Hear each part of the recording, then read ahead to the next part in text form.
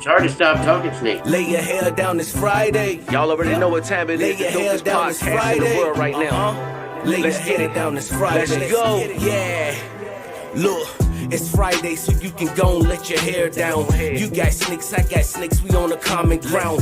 Buckle your seatbelt, prepare for the ride. And ain't no need to tune in if you ain't gonna like and subscribe to the channel. Vibe out with the chat and the panel. The Whiskey Bomb Network on this way, and I'm a fan too. So go and let your hair down, y'all, it's Friday. The only place you'll find Scrambler on the highway. I tuned in and made friends like it's MySpace. And Wiz and Keys, I feel away when y'all be running late. But I ain't tripping, I'ma blame Wiz. And I'll be waiting on the dopest podcast, cause that's what it is. Lay your hair down, it's Friday. Lay your hair down, it's Friday. Lay your hair down, it's Friday. Lay your hair down, it's Friday. Y'all know what time it is. Podcast.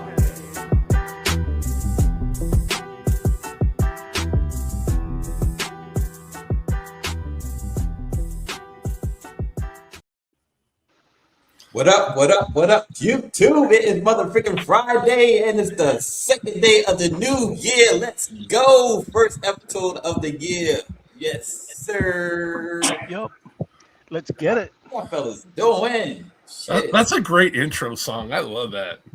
Yeah, shout out to Pat. He's in the chat, too. He's in the chat. Oh, my It ain't goodness. too hard, it ain't too soft. It's just Right? He supplied the beats and the lyrics. So, He's got a really unique voice, too, man. I think Snake Man Pat got to do his thing, dog. When we cooked. Flow is tight. Yeah, he's definitely one of my favorite dudes. I've been watching all his lives on YouTube lately. Yeah, I like hanging with that dude. yeah, he's a good Yeah, dude. make sure y'all follow him on YouTube, because he drops a live almost every day. Yeah, so positive all the time, Always positive. positive. In the chats, positive. On YouTube, positive. And I don't care how positive. Yeah, and I don't care how infrequently I put up a video on my YouTube channel. It'll be months or years in between, and that dude is always the first one to comment and say, "Good job, coach." Yeah, Love that dude. Stay blessed. Yeah, Nothing he's but been love for supportive, you, bro. Snake Man Pat. Nothing but love, baby. Yeah, I don't know how he do it. I don't know how he Pretty do it. bad. Like, how you keep up like D that? White. He's been supporting for Oh, like the the last like comment? 4 Yeah. years, dude. Like, Yeah, I don't know if he's I've still been on, but here. he was just on a live like right before I jumped on this. Yeah, he's awesome.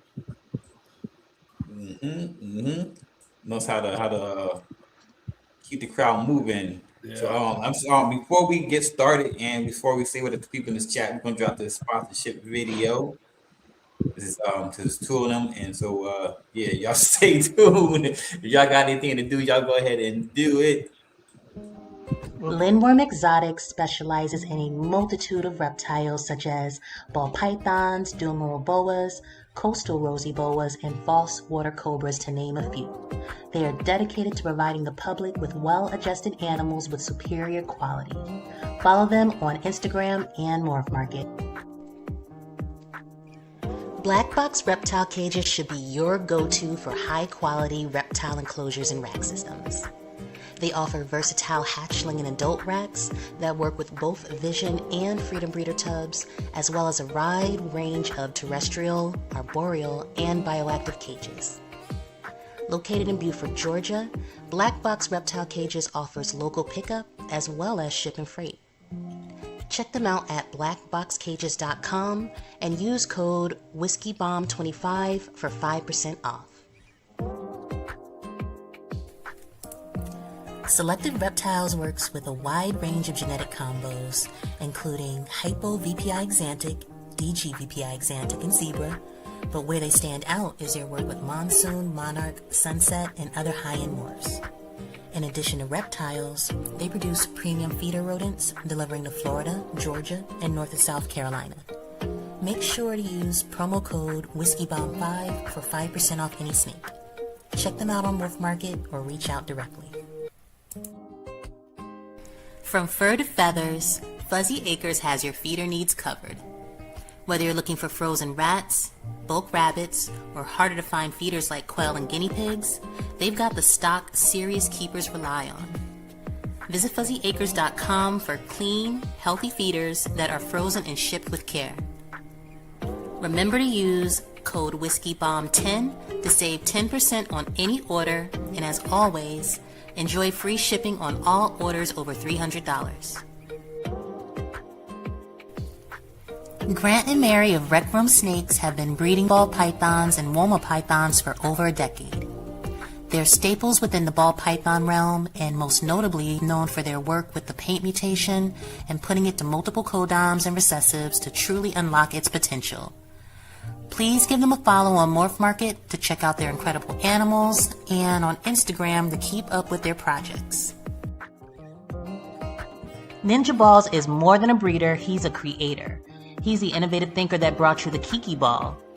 He strives to make living works of art and improve upon them year in and year out. Follow him today on Instagram at Morph Market, and know that with each purchase you make, you're getting quality. Bone Daddy Serpents is just getting started in the ball python industry, but he has major plans involving high-end genes such as Monarch and Sunset. Please keep an eye out on him because his passion and determination is going to take him very far within this industry.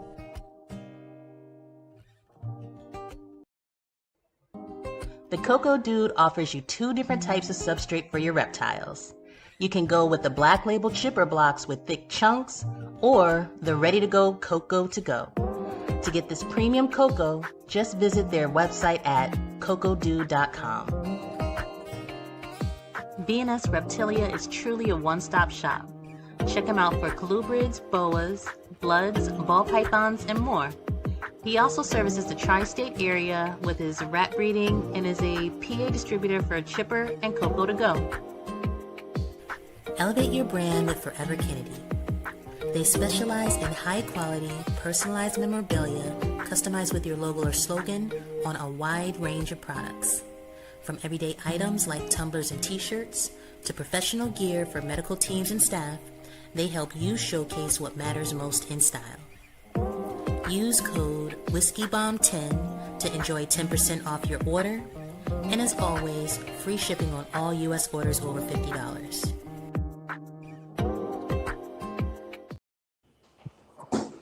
Oh, shout out to all the sponsors. Yes, sir. Shout out to the newbies on the panel too, man. I appreciate y'all jumping in. Yeah. Y'all see, we got the homie Adrian and the homie Jamie in the building. Also, we got some people in this chizzy chat, like the homegirl Mitzi. Yes, sir. Adrian pulling double duty. Yes, sir. I like that. I like that in the chat too, man. It counts. It counts. Anybody just catching the show, catching the replay, hashtag replay game, please. And if you're new to the show, please make sure you hit that subscribe button. You should already hit the like button. That's the first thing you do, regardless if you tap Both. But if you're not a subscriber, subscribe to the channel and ring that notification bell. Because you know that's we do these, man. We drop videos all the time. We got Adrian doing double duty. Adrian number 2, number 1 for double duty. Also, we got the homeboy Patrick, a little bit of everything. Saunders, the one that lays the trap. Appreciate you tapping in. We got it in here. We got Mike and Melissa. Thank you, family, for tapping in. We appreciate y'all. Happy Hairdown Friday. Happy New Year. Coach is pulling double duty. Let's go. My favorite coach, man. I wish you was my high school football coach when I played, man. Shoot, I wish I was my high school football coach. That's how you do it. That's you be the person that you exactly. You be the coach you wanted to have. Mm-hmm. Seth, what is good? What is good? Oh, I see you, Nene. Thanks for tapping in. We got the homie Slay Roll, the best cook in Syracuse, New York. Best chef out there. If you don't believe me, go check it out. Soul Food Solutions. Well, my center, especially like some soul food, man. I love some soul food. We got the homeboy No Rock Keezy in the building. Do exactly like he says. Smash the like, hit subscribe button, and turn on notification button, and share it out. Share it out. Share it out. Please and thank you. I think yes. Thank you, appreciate you. Yes, happy New Year to everybody. If y'all just tapping in, we got my homeboy Chad. Thanks for tapping in, brother. Appreciate you so much. So, all right, we're missing a couple likes. So y'all know, man, we gotta get a couple likes in. So, the homeboy Adrian is tapping in from work. Why don't you introduce yourself a little bit, bro? Adrian Marvilla. If you don't know me, just friend me. I'm practically almost following almost everybody. Well, try to. Uh, from South Carolina, and started ball pythons collecting about 2018. Started getting serious 2020, and got my first clutch 2024, and 2 clutches in 25. Nice. Go check them out Hell yeah. on my Instagram, YouTube. It's under the same name, Adrian Marvilla 285. No spaces. I'm gonna put the link in there. Yeah. Yep. Same thing that you're doing at work too. I'm gonna drop your link in the chat, Adrian. Yeah, word up. Hell yeah. So let them know On that those on those notifications, don't forget to change it to all, not some. All. Yes, sir. Change notifications to all, not some. Come on now, y'all know what to do. That's when you ring the bell. Ring the bell. Make sure it's all blown up, personalized joint. Keep them heads ringing. Yes, sir. All right. And Jamie, introduce yourself, brother. Yeah, I'm Jamie Dragos from Tire Gods Morris in Pennsylvania. Had snakes forever, ever since I can remember, but about 2 years now I've been serious about the breeding. And the last year, just trying to get the collection up. Hopefully this year I'm finally going to get some clutches and Tire Gods Morris on anything you can think of. I've actually been doing a lot of TikTok lately. And just TikTok live for some reason are easier for me than YouTube, the YouTube stuff. Like, I got a pretty good following over there, so. But I like being a guest on these two. It's pretty cool. Yeah. How you like TikTok? There's actually a lot of snake people over there, like tons of them. And I mean, it's to me, it's easier than YouTube. Like I was trying to get the YouTube channel started, did a couple videos, but TikTok's much easier for me.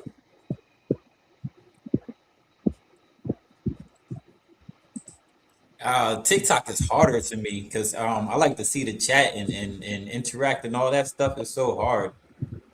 Yeah, I mean, sometimes you got to walk back, like when I'm working in the snake room or whatever. But I mean, there's a lot of like people asking questions or can you show me this and that. And yeah, I've actually sold a couple snakes already on TikTok.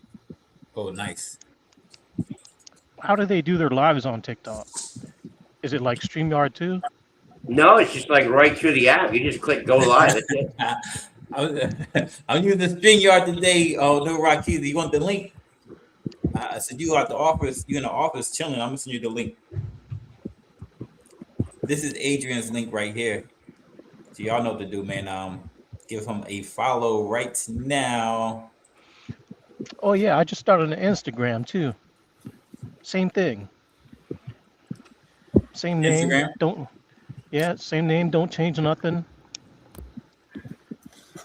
I'm about to send you, man. Keep everything safe. Y'all bear with me. Keep it simple. Yep. But I'm trying to coming up on the new, my own logo, and this is my this is gonna be the name of my logo, Bahai Nag Marvilla. It means the Marvilla house, or a house of the Marvillas. Pretty cool. Yeah. I can't draw, so I can't. So it's tough for me.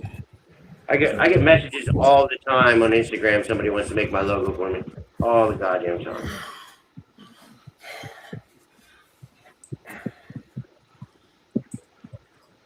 Here we go. Yo, what up? What up? Let's go. Hold up here. Thanks for tapping in. Hey, Millie got a special guest with him. Got Bunny with me. Bro, Bunny. Bunny, I guess because the ears. Yeah. If I ever go missing, send that dog after. She'll find me. Yeah. Or he. They got a great nose. Yeah. Oh yeah, they do. Oh. I think it has a blue head. Eric, you want to introduce yourself, even though you don't have to? have to. I don't think I really got to. I don't think you got to ever.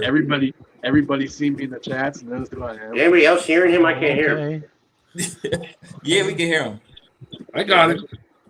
Bro was on the Don't tell me first this episode There it of is, there it is. Hair Down. Yeah. shit. Not another Pennsylvania guy. Oh, Pennsylvania guy that can do anything. You crazy with the venomous. See, So I knew I should have had my Raider gear on in here tonight, boy. Venomous? Oh, don't worry. I'm not an Eagles or a Pittsburgh fan. yeah, Kenny, he does venomous and balls. Man, I'm gonna get into the venomous next year. This year I got some other projects going on, but I want to get into the venomous. I'm a big fan. The venomous, they got beautiful animals, but I'm way too old and slow. Yep. I have trouble. I have trouble dodging ball I pythons. wouldn't get venomous Yeah, if me my children were living with me, but now my kids are all grown, so I might play a little bit, but I'm not gonna go too far with it. But I've always been curious and I've always been a big fan. So since my kids are finally out of the house, I might go ahead and take a chance. But no, I want to make sure I got the right equipment first. Right.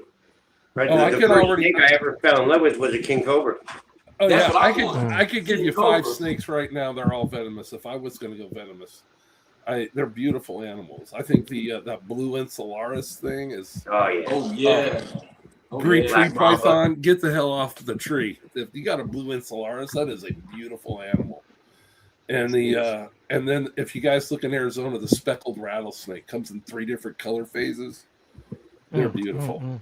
They're beautiful. And then you got to have a rhino, the viper with the horns on the nose. Oh yeah. Oh, that's beautiful, man. That rhino viper is something else. Yeah, it looks like it's got razor blades going down its dorsal. It is badass. What's the where they have the two different ones breeding together? What do they call that? The rhino and the And the gaboon. Yeah, Gaboon? yeah, gaboon and rhinos. Oh, Yeah, isn't that what Matt? Gabino. They call them gabinos. Yeah, Yeah. Gabinos. Gabinos, yeah. Wow. Amazing. Amazing. I'm gonna put my dog away. Give me 1 second. all right. No, Tyler we haven't Lowe. been Those vipers here are to crazy. show Those things some are of these snakes one day. huge, just like the king cobras, but they get massive. But I already like They big scare me. snakes, so the king cobra's right down my alley. King I cobra. remember having a book when I was a kid. It was like that's what made me fall in love with snakes. Picture of a cobra. Yeah, get a black-tailed crebo. You'll be all right. Philippines have got a king cobra. It doesn't get as big as the Malaysian ones. Yeah, if you just go with a black-tailed crebo, they look exactly the same. They don't hood up though. There's 4 different localities that actually can't go to this stuff. I thought the black And and the yellow Cribos? forest cobras looked good, but they told me those suckers are just mean. So those black and white water cobras, those things are amazing. Looks like a California king snake bred with a cobra. They're amazing. So what's the deal with the imports? They can't import it anymore? A lot of countries are closing their import stuff. Right? Well, we can import anything that a country let be exported out, except for Yeah. the only thing they have banned for us to import over here is like the berms, the retics, anacondas, rock pythons, like them big species that were all big legislation. But like Back in- Australia, they won't. Yeah, They've they been don't closed ban- for they've been closed Yeah. for years. Yeah. So and there are more countries like that are closing and saying, no, we're not gonna send our wildlife out abroad. Yeah, I tried to get something from Australia too. One of those silver peppers, carpet pythons, and he said no go, buddy. He said they're not letting us ship to the U.S. anymore. Yeah. Nothing. And that's kind of why Matt from Eternal can't ship his burn balls to us, right? Because of the snake rules. Yeah, because Them burn balls, those are amazing. Oh man, some of them pastel het clown or whatever he made, they're just super attractive looking snakes. Because I was watching a video on YouTube about a guy, and he was doing, a lot of hybrids and colubrids, like corn snakes with bull snakes and stuff like that. Oh, wow. Those were pretty cool too. But everybody acts like it's got to be pure. It's got to be pure. But if you like a corn snake, then you've been liking hybrids forever, because corn snakes ain't been pure forever. A bull snake, get a bigger snake with it. And the thing is a lot of these genes, they pass over. So like the burn ball, you can do a pastel clown burn ball because the genetics will cross, and it's amazing. But that's what the guy was saying. That's like how they got albino in carpet python started with the Darwin carpets. Well, now you've got mixed albino carpet pythons all over the place. It's hard to find a pure Darwin. Market. How do y'all think that's going to go with the burn balls? Even like genetic testing, like with the RGR and other guys too, they can get into that too if they wanted to. I think the burn balls, K9. I think the burn ball thing, anything that creates any type of excitement around reptiles is good for everybody. Mm-hmm. Oh yeah, Matt doesn't have any problem getting rid of his babies. I'll tell you that. And there's a long list over here waiting, because I know a couple guys tried, and it's not easy to hit them. Matt got lucky. I think Matt got lucky. He was talking to somebody here. It's his first freaking year, bro. I couldn't believe it. My hat's off to a guy. My hat's off to a guy that is in this hobby, keeping and breeding reptiles, and he can breed and make hybrids, because you've got to be able to get. It's hard enough to get the same species to breed. Right. And dudes out there going, I'm just going to put this one and this one. I'll make it happen. That's crazy, right? His first season is freaking. Yeah, like when I found out it was his first season, that blew my mind. Like the snake making his first season, I'm like, wow, I really do suck. He had to live in the right environment. Everything worked out perfectly for him. He's in the right place. Sometimes there's a lot of luck involved. We already know that. You know what I'm saying? You gotta hope that the odds gods is on your side, man. I coached a lot of football, and I say to the kids a lot, sometimes I'd rather be lucky than good. Right. Take it any day, man. Right. I'll tell you what. Yeah, just thank God. I don't care how we get it. Let's just get it. Right. That's what I'm saying. Move on. Yep. Hopefully this is the year. About to drop. Yeah, I think those burn balls look really cool. And like I said, anything that I think that draws attention and creates excitement. I can't wait to see different morphs.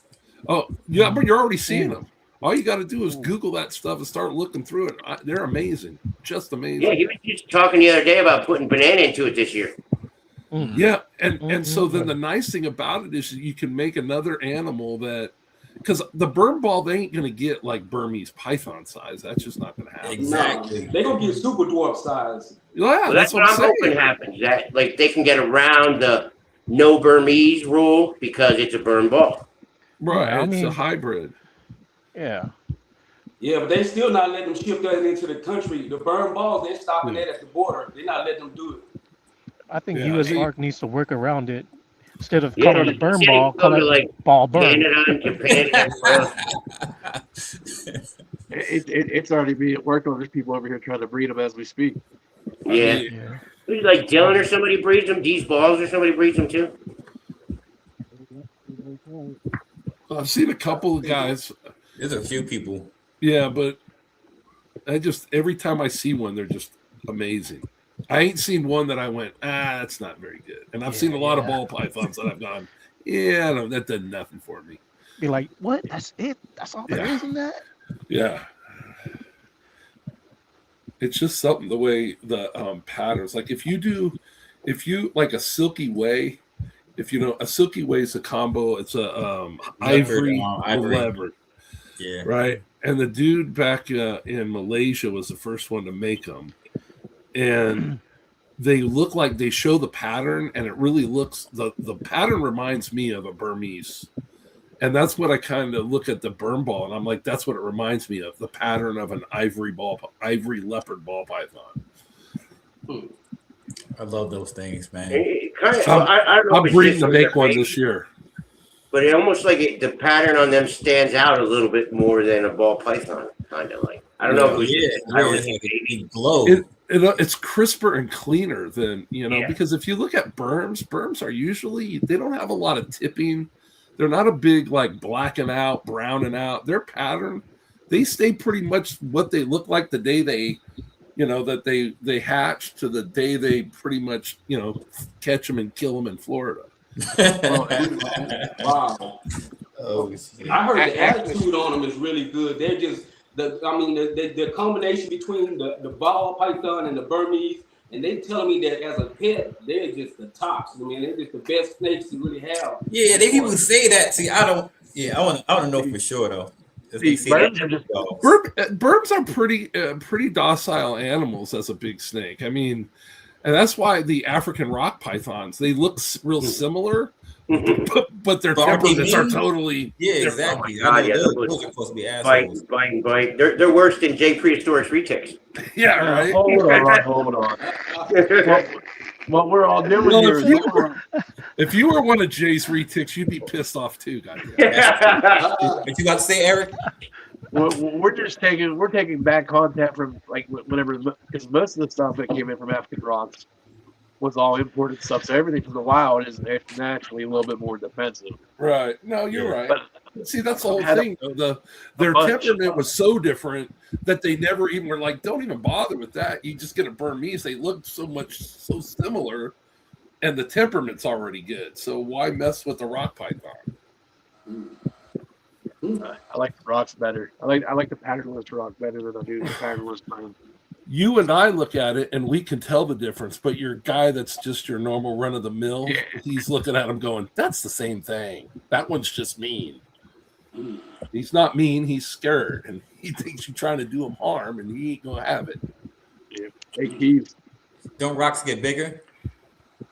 They're similar, I think. Not bigger, they just sometimes Longer? heavier, but the Burmese is longer. You know what I'm saying? It's a longer snake. Burmese get The longer. rock is a little bigger. Every time I've seen a Burmese, usually in person, they're usually obese, way overfed, fatter than all get out. Don't judge me.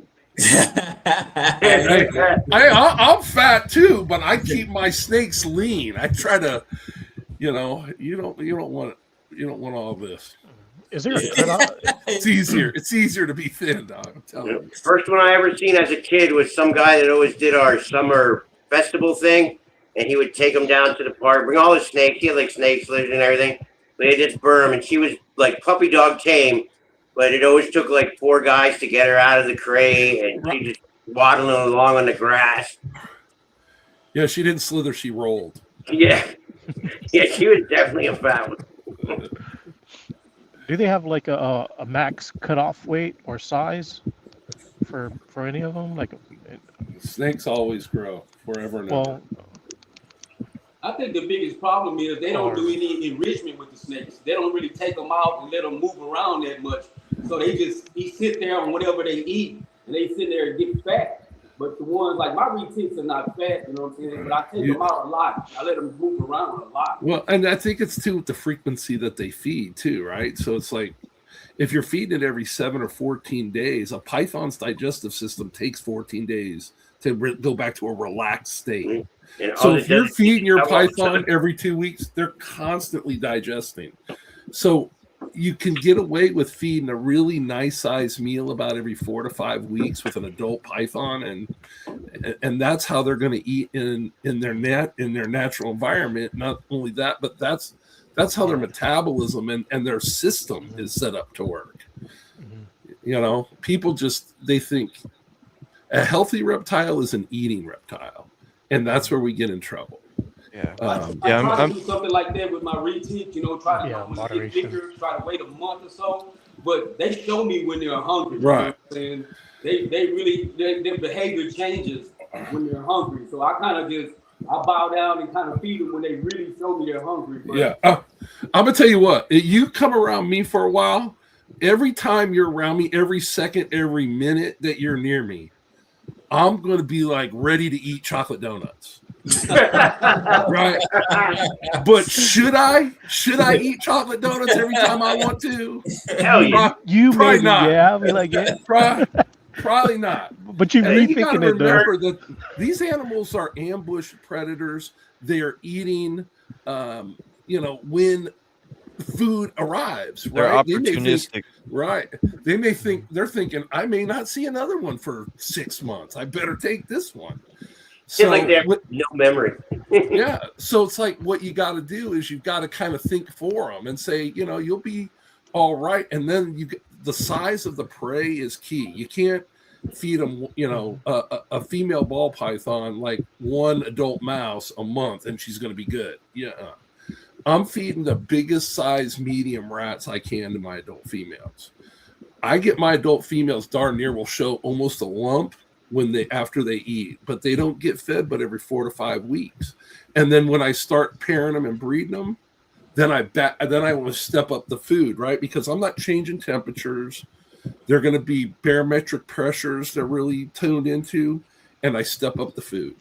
And they start getting fed every 2 weeks. So something changes, and they're like, okay, there's enough food. I'm going to do this thing.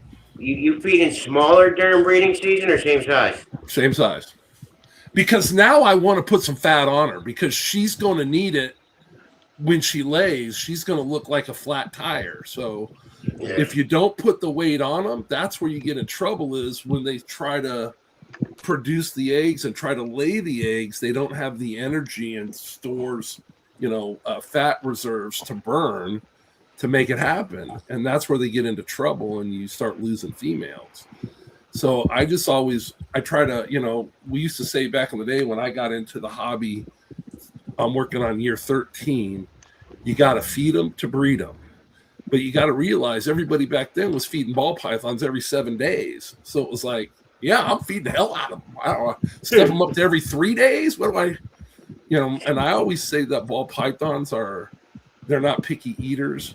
They're overfed and they can't keep up. So you won't turn it off. So they do. And because I'll go through here and feed 50 frozen thawed rats and it'll take me less than 20 minutes. I ain't got to dance it. I ain't got to play with it. I open the tub, put the thing, bam, it's done. Next snake. That's cool. And then let them alone for 3 or 4 days because they go into that like 2-day food coma. I hate it. And the other benefit to that, guys, I'm just going to give you another little tip and quick secret. If you're not feeding the holy piss out of them, they're not shitting and pissing all the time. So you're not cleaning as much. Right? Right. I keep my snakes a lot different though, because my retics, I kind of don't talk about it with other people because everybody thinks I'm wrong for it. But, I did a lot of research when I first got into it. I'm a little bit of a nerd on some things when I really am interested on it.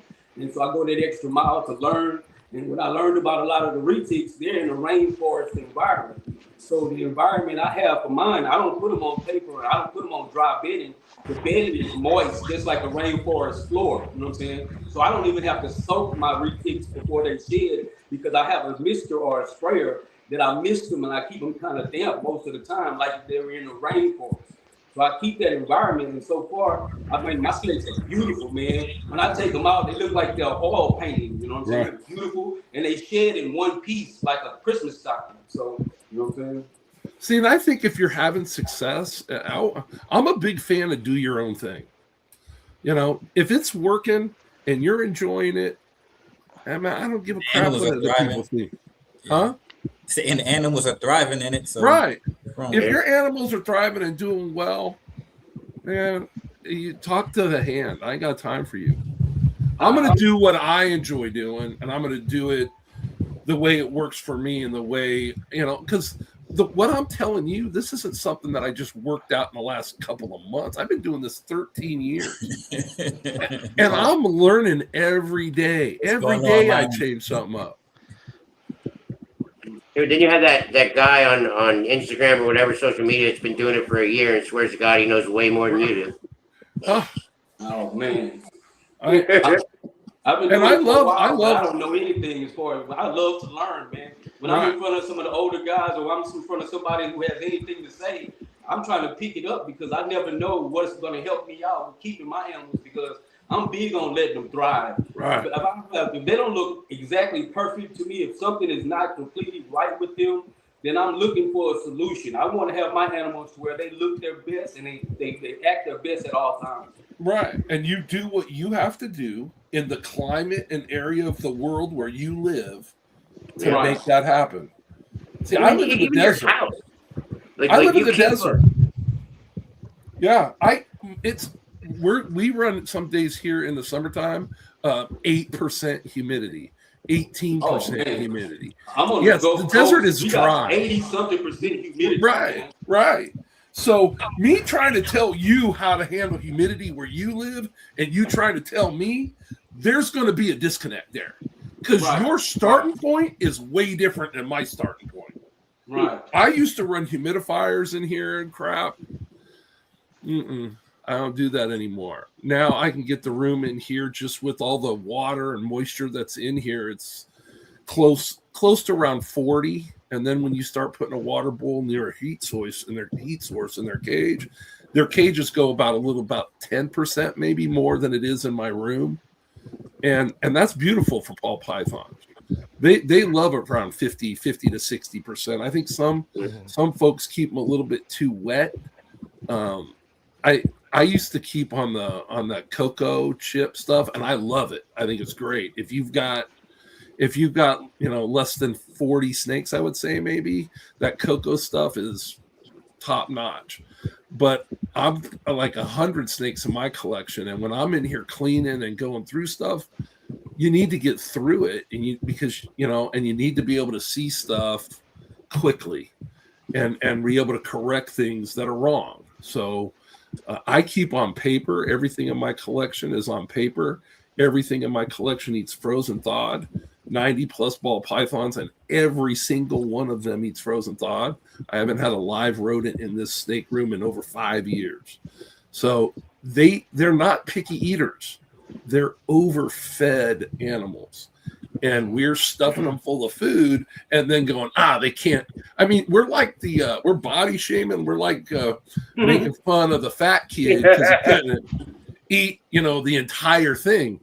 I'm like, if they're not eating, the first thing I'll tell people is, don't show them a rodent. Don't let them look at a rodent. Don't offer them anything for 5 or 6 weeks. And then in 5 or 6 weeks, offer them something. I've never had anybody come back from that and say it didn't work. And the only reason I give that advice, because when I was new, somebody that was a really nice guy spent some time trying to teach me how to do this. And when I came and go, my snake's not eating, he said, do me a favor.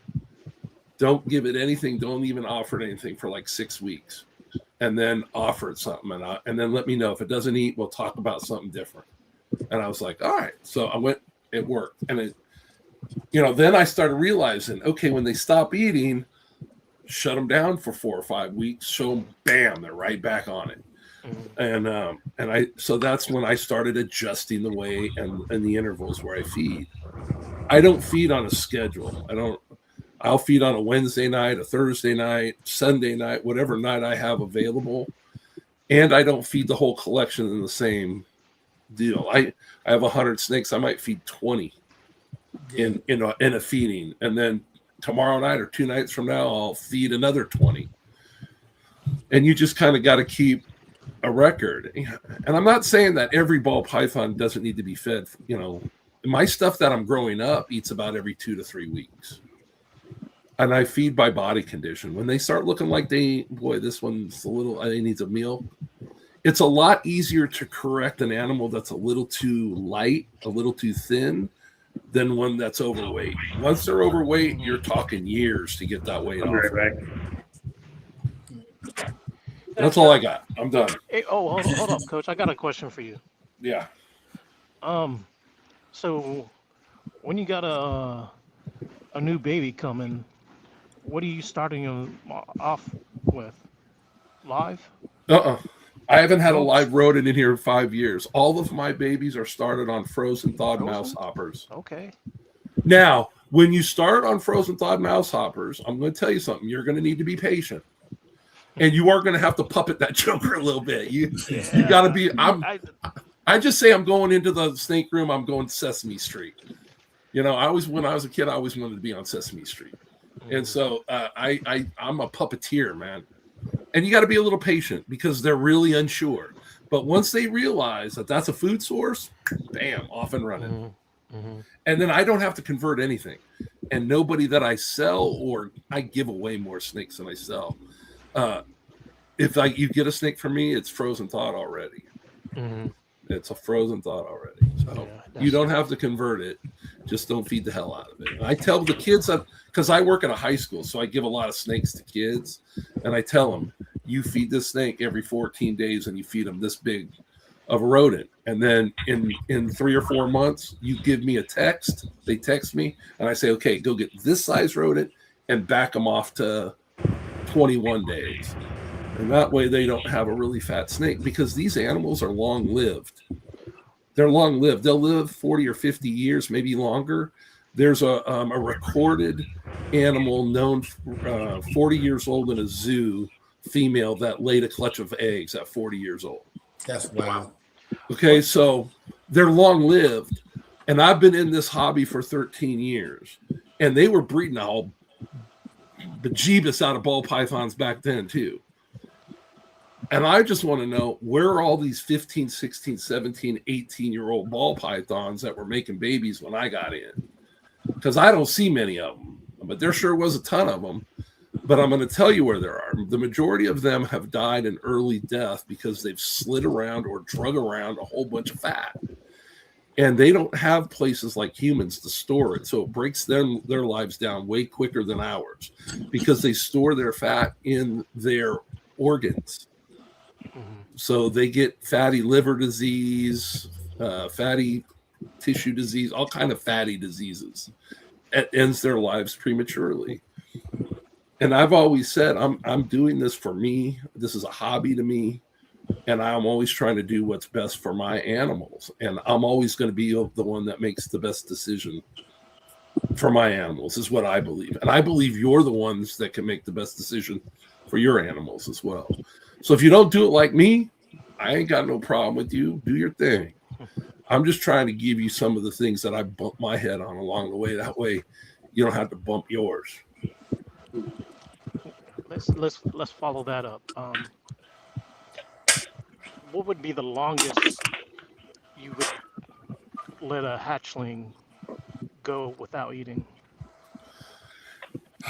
At first, I don't even offer them, because when they come out of the egg, if you let them come out of the egg the right way and they get to absorb that yolk, it's a different deal if they don't absorb the yolk. But if they absorb the yolk, I'm not even going to look at them for about probably 21 days after they shed. So that's almost a month after they've hatched. Yeah, and then I'll just try. About 3 weeks. If I have say I have 10 babies to feed, I'm going to thaw out maybe 5 or 6, and I'm going to, and I'm going to probably get half to go. And the more that you get them started, and that's why the great thing about frozen thawed too is I can thaw it out as needed. And if I need a little bit more tomorrow, I can thaw out a little bit more. You talking about before you assist feed, Adrian? I don't assist feed. I've seen, it depends on the situation. It depends on the absorption of the yolk, because if they don't absorb the yolk, you got to move everything up. So I got this one baby. She's right now, I mean, I would say she was around 40 grams. And yeah. And right now she's 60 something. So it's only been like 4. The others already had like 4 to 5, and she's only had like 3. Yeah. If you're having a problem with with the babies, like I said, the babies to me, and I will, I was talking about adults, but if you're talking babies, to me, it's a race to get them to 200 grams. So I'll feed them every 2 or 3 days, maybe 4 days when they're babies, to every, week. But If I have them and I've got the time, I'm going to try to feed babies a whole lot more because, like I said, it's a race to 200 grams.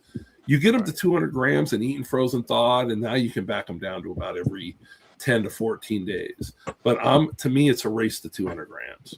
Get them there as quick as you can, and then shut it down, back off of it. Yeah, she was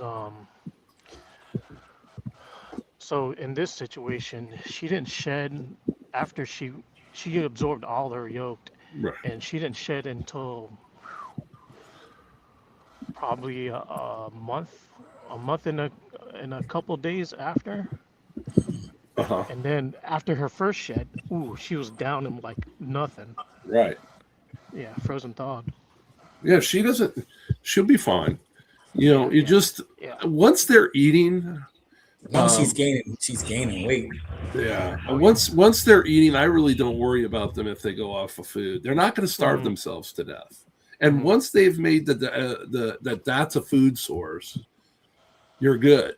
They understand what that is. For some reason, they're not going to do it. A lot of times that I look at, if you're not overfeeding them, because that's the first thing I will tell you. The second thing I'm going to tell you is they're not happy where you're keeping them, and you may not be doing anything wrong.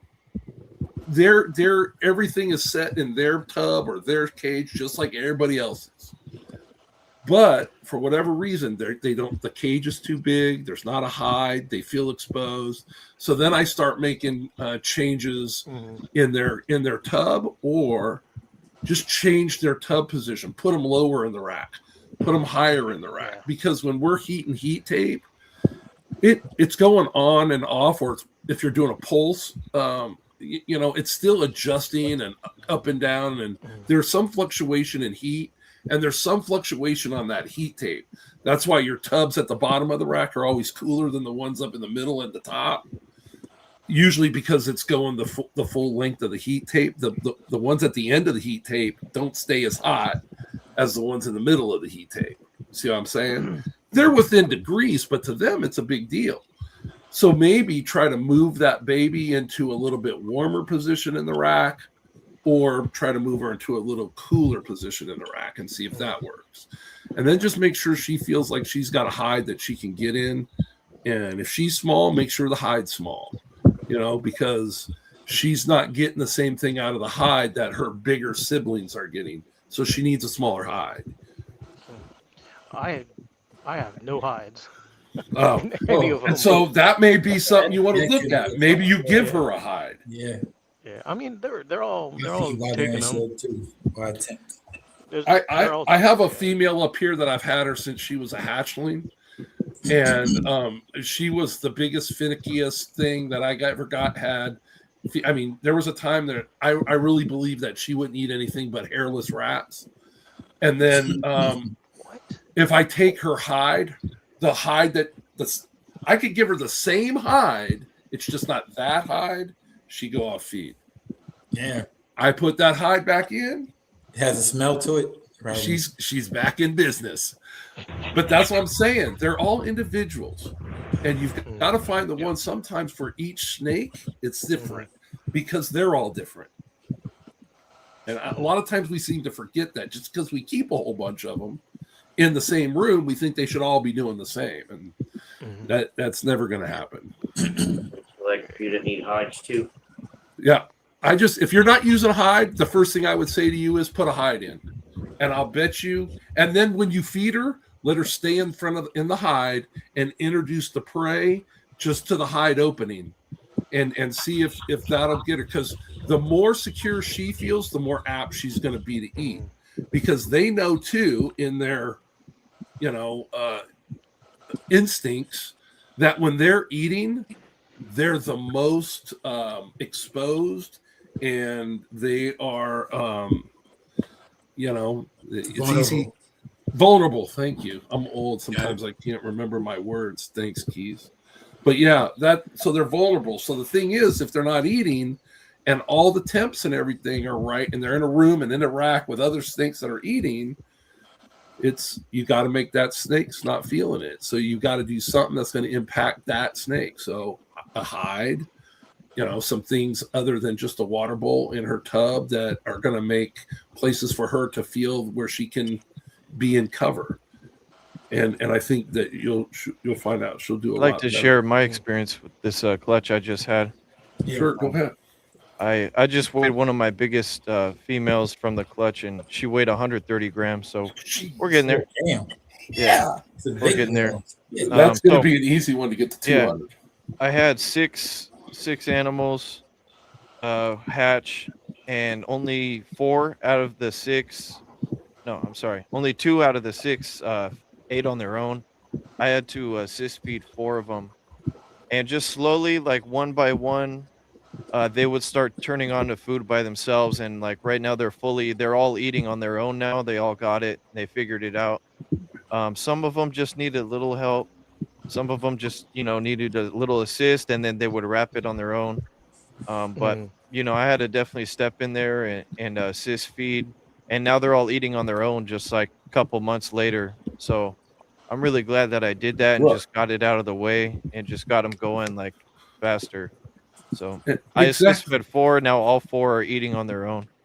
Nice. And the animals are doing great, and you made a decision, and awesome. Yeah, so there's, like I feel the hide thing and all that, but like I'm in a little FB5 tub. There's not much room in the tub. Like, some were on paper, some were on cocoa, but it was still yeah.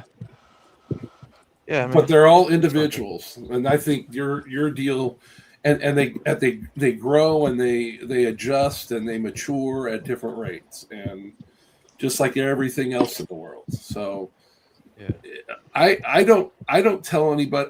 I try to not assist feed until I'm like, okay, you got to get something in the snake. Right. But, I could tell that they just were never going to turn on. It was they were going to run. They were like kind of runners, like borderline runners. They were scared. And the great thing about it is, or the biggest thing most people miss about it is, none of us were there. You were. So for us to second guess what you've done, we weren't there. We didn't know. We didn't see the animal. I've done plenty of assist feeding, so I'll feel you. Yeah. You got to do what you feel is best. And I mean, sometimes you just gotta tell it like it is, man. Hey, I had to assist feed 4 of them, bro. It was what it was, and now they're doing great. They're on their own, so it's not the end of the world. I have, my holdbacks. I'm probably more, more inclined to start assist feeding something that I know I'm trying to keep. Yeah, you know what I mean. And so I've got lots of animals back here that I've assist fed that I kept, and they're thriving, doing awesome. So the way they started eating is just the way they started eating. I mean, they're all going to be different. Once they're eating, once we get them to about 200 grams, they're bulletproof. Ball pythons are very forgiving. For us, like smaller breeders, like every snake counts. So like, bigger guys, it's like, oh, whatever, I'll just wait. You have a lot more experience and patience. But for smaller breeders, they only have 1 or 2 clutches a year. It gets a lot more like, my biggest production year was 6 clutches. 6 clutches. I've been doing this for 13 years. I've yet to hatch my 40th clutch. So but I have people that I've also go and work and I have my mentor when I started this, a guy I bought a snake from, kind of took me under my wing. So if I have to assist feed an animal, I call my boy, hey Jeremy, I need this. I need you to help me with this snake. Help me assist feed it. He comes over still to this day and pops all of my animals, because when they're babies, I can't see their hemipenes. I'm an old man. So he pops them and says, this one's a male, this one's a female. I've 13 years, dude's never been wrong. Never once. So, you got to find people to work with too. And then when you find somebody who his collection is in the, he's 15-minute drive for me. So I'll go over there and he'll stand and tell me what he's doing and how, and then so now I have all that data and all that information to help me make better decisions on my, right? So we can all help one another. And we're never ever, even the guy who lives over that I drive over there once, probably every other week, he and I do things way differently. Way differently. I've had What that up, Kyle? problem with Sean. Popping, man. And yeah, this question, yeah, I mean, if they're not eating, they're not swallowing it, like I would assist feed them. You know, you don't want them to go too long, and you're gonna start wasting rats too, and maybe it'll like train them to swallow it again. You know, I mean, I agree. I don't know what else. I have one. I had an Inchy Fire. She's Poset VPI Axe, and she'll wrap it up. I'll go back 20 minutes later. It's didn't swallow it. I'll reheat it because I'm feeding frozen thawed. She'll take it, wrap it up again, and not swallow it. But you know, I know that she's like that, so I'm going to go back to her every 20 or 30 minutes. And the last 2 meals she took and wrapped them once and swallowed them. And she'll do that fine for a while, and then all of a sudden she decides, I don't. But she wraps every time. And wraps it, holds it, squeezes it, unwraps it, leaves it there. And Man, she just like killing. She's yeah, sadistic. she just, you just mean. What do you mean? Oh, I kind of forgot to leave out one detail that was going on with this late first shed of her. She also, I noticed like where the umbilical was where the umbilical was, it was the blood already scarred, but it still looked red. So Yeah. I guess it just had to take time for it to. Yeah, I don't think that's So- anything. and then with I that little, I would have put her on paper towel in the tub, and then I missed the paper towel till it's wet. It's not seeping water, but it's wet. Yeah. And so if they've ever got anything like that with an umbilical that, you know, maybe you have to, you don't lance it, but you tie it off or whatever because they don't absorb the yolk, or they're dragging a yolk around, you can make like a cup, like a deli cup, and get that paper towel real wet again, put the baby in the deli cup, put the lid. Now you just made an egg, and they can sit in there and try to. And it sounds like maybe it was a little irritated for the umbilical. I would have just wet the paper towel until it looked better. Right back. I mean, Alright. it was already. You can see the shed about to come off. I mean, she had that same first shed for over a month, and I mean, you can see the scar. I mean, you can see where the blood buildup and it already scarred, but she didn't shed it out. I think she took like, well, out of assist feed twice. Right. Something, you know, and like I said, this, even with people, right? And if you're breeding animals, you're going to come across stuff like this. If you don't want to come across stuff like this, then don't breed animals. Yeah. Right. And so you're always going to have some things like this that are going to happen, and you just do your best. That's all you can do. You just do your best and just, you know, think, it's a wound. I don't want her dragging it through dirty substrate. I'm going to put her on paper towel. I want it to be moist. If you have the paper towel moist, right? If that's a gooey, icky piece of yolk or something, it's not going to stick to the paper. It's going to make everything more conducive with healing that animal. And you just do your best. And then if somebody has a problem with that, you know, you just water off a duck's ass, man. Keep on keeping on. Hey, Keys, I have a question for you. Yes, sir. Hey, man, like I you know, I breed the little quills and stuff for myself. I was breeding rats at first. Then I kind of went down in my hobby, you know what I'm saying? So I didn't need so many rats. I got rid of my colony, right? So I tried to start back on another colony of rats.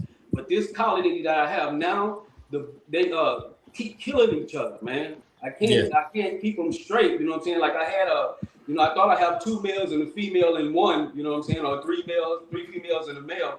And then this big male, he kills all the females. You got rid of him. So then I went and bought a whole bunch of more to try to, put some more together. And the males keep killing the females, you know. And I'm like, I never had this problem before. The last time I bred them, Are you getting it from the same person? Yeah, from the same Oh, person. that's the problem. Yeah, That's the problem. you gotta take that male out. Yeah, he got a bad It's more stock. than one male. When I changed, I got a new Yeah, male. you got to get him with He's the somebody. You same got a thing. bad stock because you got to breed that out of the rats. So like you got any rats like that, you get rid of them. So the problem is he didn't breed that out of those rats. It's like you got rats that bite. Yeah. Not all, like rats shouldn't bite you. That should be bred out. So they should not be killing each other. If they bite you, they get fed off. They get fed off. Yep.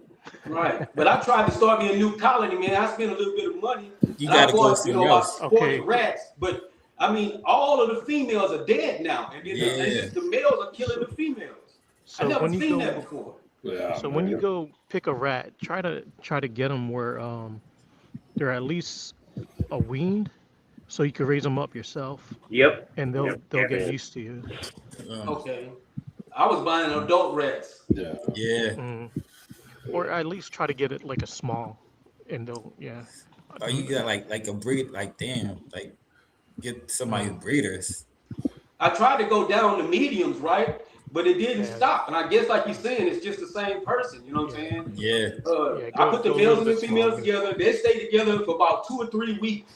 And then about the 3rd week or so, the male just starts attacking the females. I come back, the females are dead. You know, I'm like, man, that's wasting all my money. You know what I'm saying? Yeah, rats ain't cheap. Small males. I can't speak on the rats. That's why I do frozen thoughts. Those suckers give me the heebie-jeebies, boy. I'm like, ugh. Start new Rats are colony. cool, man. Rats are Breed them cool. up. I can't do it, brother. I just can't. Whales take too long to breed, and they size different, and then they don't mount up on the bigger animals. Like I can take 2 or 3 large rats, but it's not the same if I take 12. You know what I'm saying? It's different. I have to kind of vary it. You know what I'm saying? Limey said to get a new supplier and buy them younger too, just like my guy right here said. Yep, start them little. Yeah, and Limey says it. Yeah. See, that's another thing. When you've been in this for as long as I have, you start to realize the guys that when they speak, shut the F up and listen. Okay. And that Limey that was just made a comment that he had up there, Limey, listen to him. He knows what he's doing. And if you've been around for a while, you know that he knows what he's doing. So if he tells me something, I'm going to give it a very serious consideration and a lot of thought. And most of the time, I'm going to say, I'm going to go with Limey. That dude's been doing this since he was breathing. He's been a while. I used to breed fancy rats, and I kept them like in cages instead of bins. Rats are expensive. You get some real rats like that. Yeah. So I started. I bred dwarf rats, and each rat would cost like almost $20. Yeah. And sometimes up to like 50. And I was into pet rats. Yeah. Yeah. But the only bad thing about dwarf rats, they max out at 8 per litter. Oh. And they have a shorter GG. It's GG's, bro. Yeah, they have a shorter. The more litters they got, the lower the numbers will get on the dwarf ones. ASF, bro. Only way to go. Yeah. ASF, bro. Desert field mice. Yeah, that was like. What are those ASF things? Because I've always. Dave Kaufman said in the ball python. You don't have those in Arizona?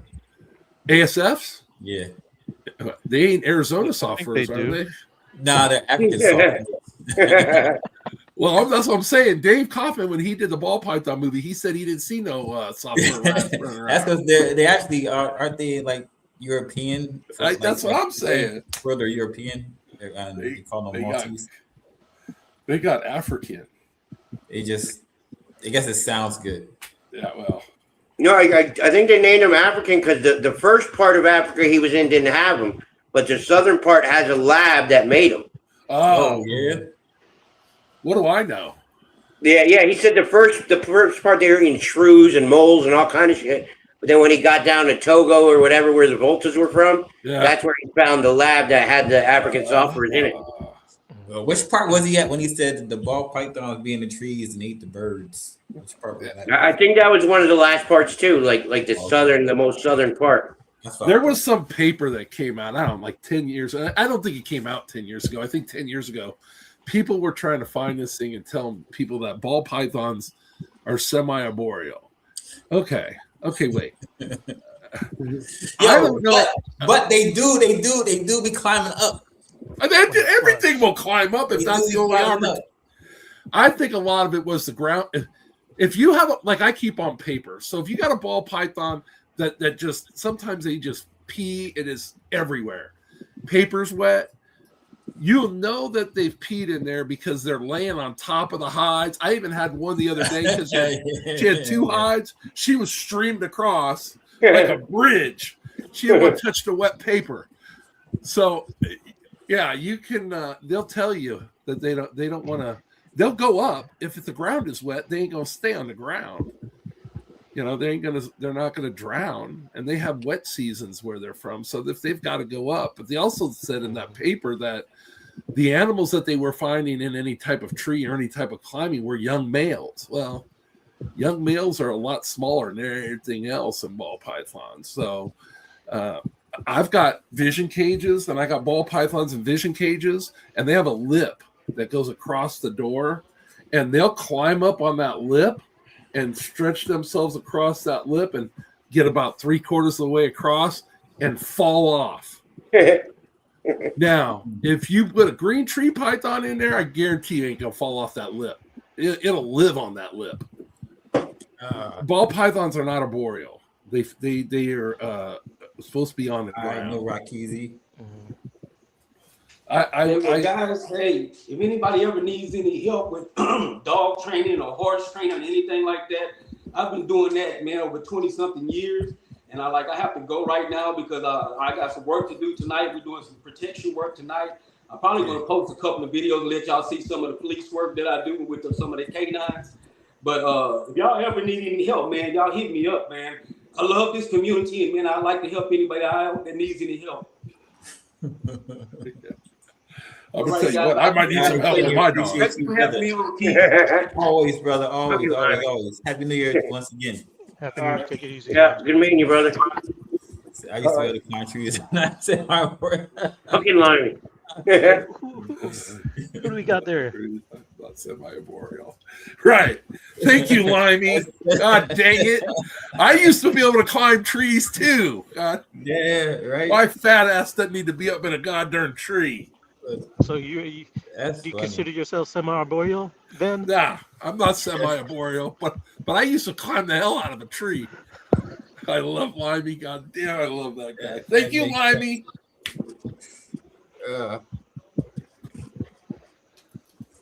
That's perfect. I was thinking like, damn, maybe. But you're right about that. Damn. Limey. Come on, Limey. I'm going to tell you what's up.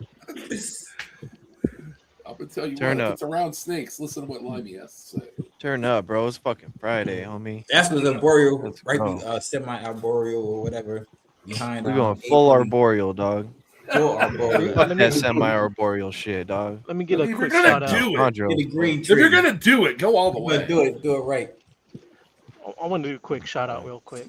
Oh yeah. Shout out to Kat, Chris. Gosh, I get Sammy, Val. Yeah, we're naming all the RWO guys. Yeah. I mean, Shout out to Justin. Hell yeah, and Sammy. I got to get a hold of Sammy. I want a bottle of champagne from him. Elias, A bottle of champagne. Shout out to Hey, Millie. Wiz. Hey, Millie, what's that snake Shout out to enclosure Liz. over your shoulder right there? Is that a green tree? Yeah, green tree. Oh, man, I've always wanted to keep those. I always felt like I'll probably kill that thing. How long have you had that one? I just got her maybe 4 months ago, something like that. Is that the only one you have? Is that one? No, I have 8. Really? Got 8. Yeah, I just scored on Craigslist. I got another nice male, red Biak male, fully Oh. grown. Fully grown. Yeah. Now, what's your take? Is the red neonates always turn out better as adults? Yeah, than yeah, yellow? that's what you want, red. Red, yeah. And what do the reds do that the yellows don't do? Just have better looks. Does Better it get a looks. better green, like an overall tone? I don't know. I don't. Yeah, just everything's better. Yeah, with the yellow, you most of the time you just end up with like a green snake, which is cool. But with the reds, you get a lot more different pattern. The blue comes color. in off of the red neonates, right? Yeah, no, both have blue, but Oh, really? the red, it's like I just got this red male. He has like black, like kind of white dorsal, like black. He has some yellow. Now that hobby, they had like animals that were like. Have you heard of the sickness? No. I just got this one off Morph Market. So you see, it has the white.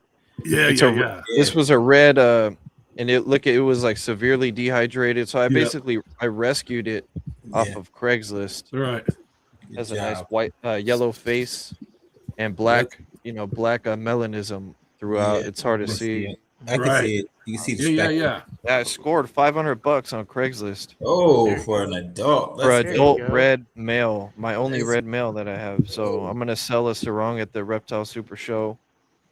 I got it. I got like 3 other males. I think they're both yellow, but yeah, I've scored on Craigslist. I almost had a clutch off a Craigslist female I got for 500, but she went egg bound. Oh, damn. She had 20 eggs inside of her. But yeah, I'm still trying to stack up more chondros.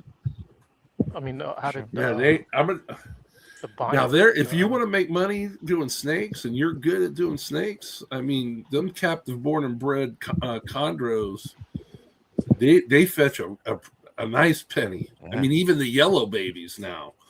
I mean, if when I got into this, everything was imported. Hardly anybody could produce them. But now they're producing them and they're readily available, and I just think that. And again, I just lost 20 grand with that egg bound female. I lost the female and all the eggs. Right. I mean, that's Lost some 20 money. grand. I mean, really. Okay.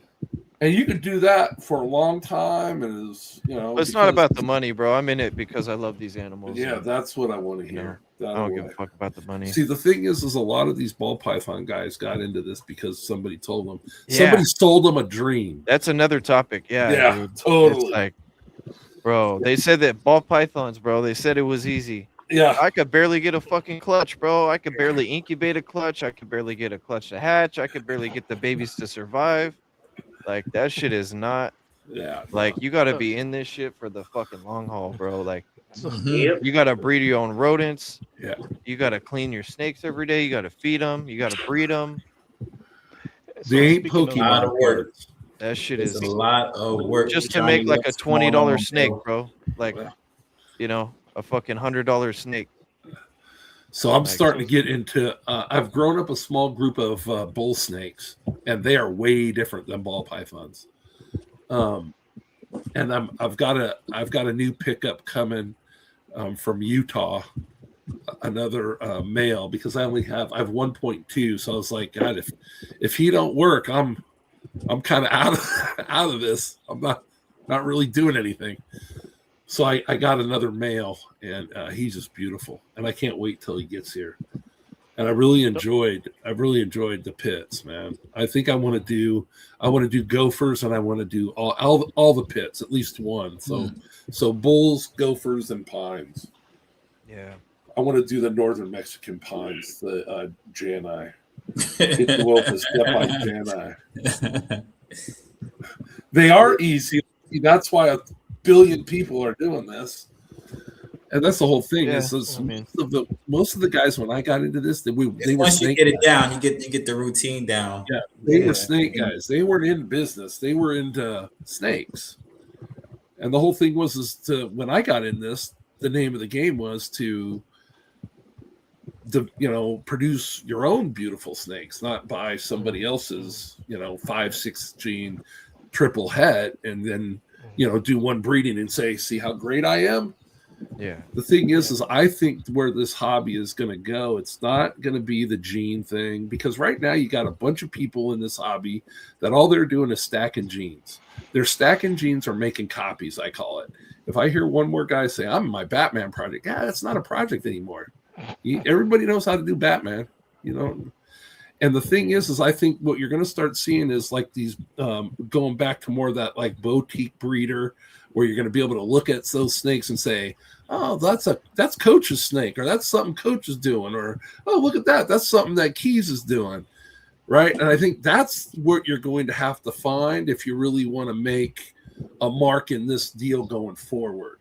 Yeah, that's where I'll never be, you know. Because we've got too many people just going, I'm just stacking genes. They don't give a crap. I always ask people when they're breeding stuff, what are you trying to pull out? What are you? And if their answer is a combo, then I'm like, okay, you're not a breeder. You're not really a breeder. Because really a breeder can look at what they're breeding and say, this is what I'm trying to do. This is what I'm trying to achieve. I'm trying to exemplify these traits, and I'm trying to eliminate these traits.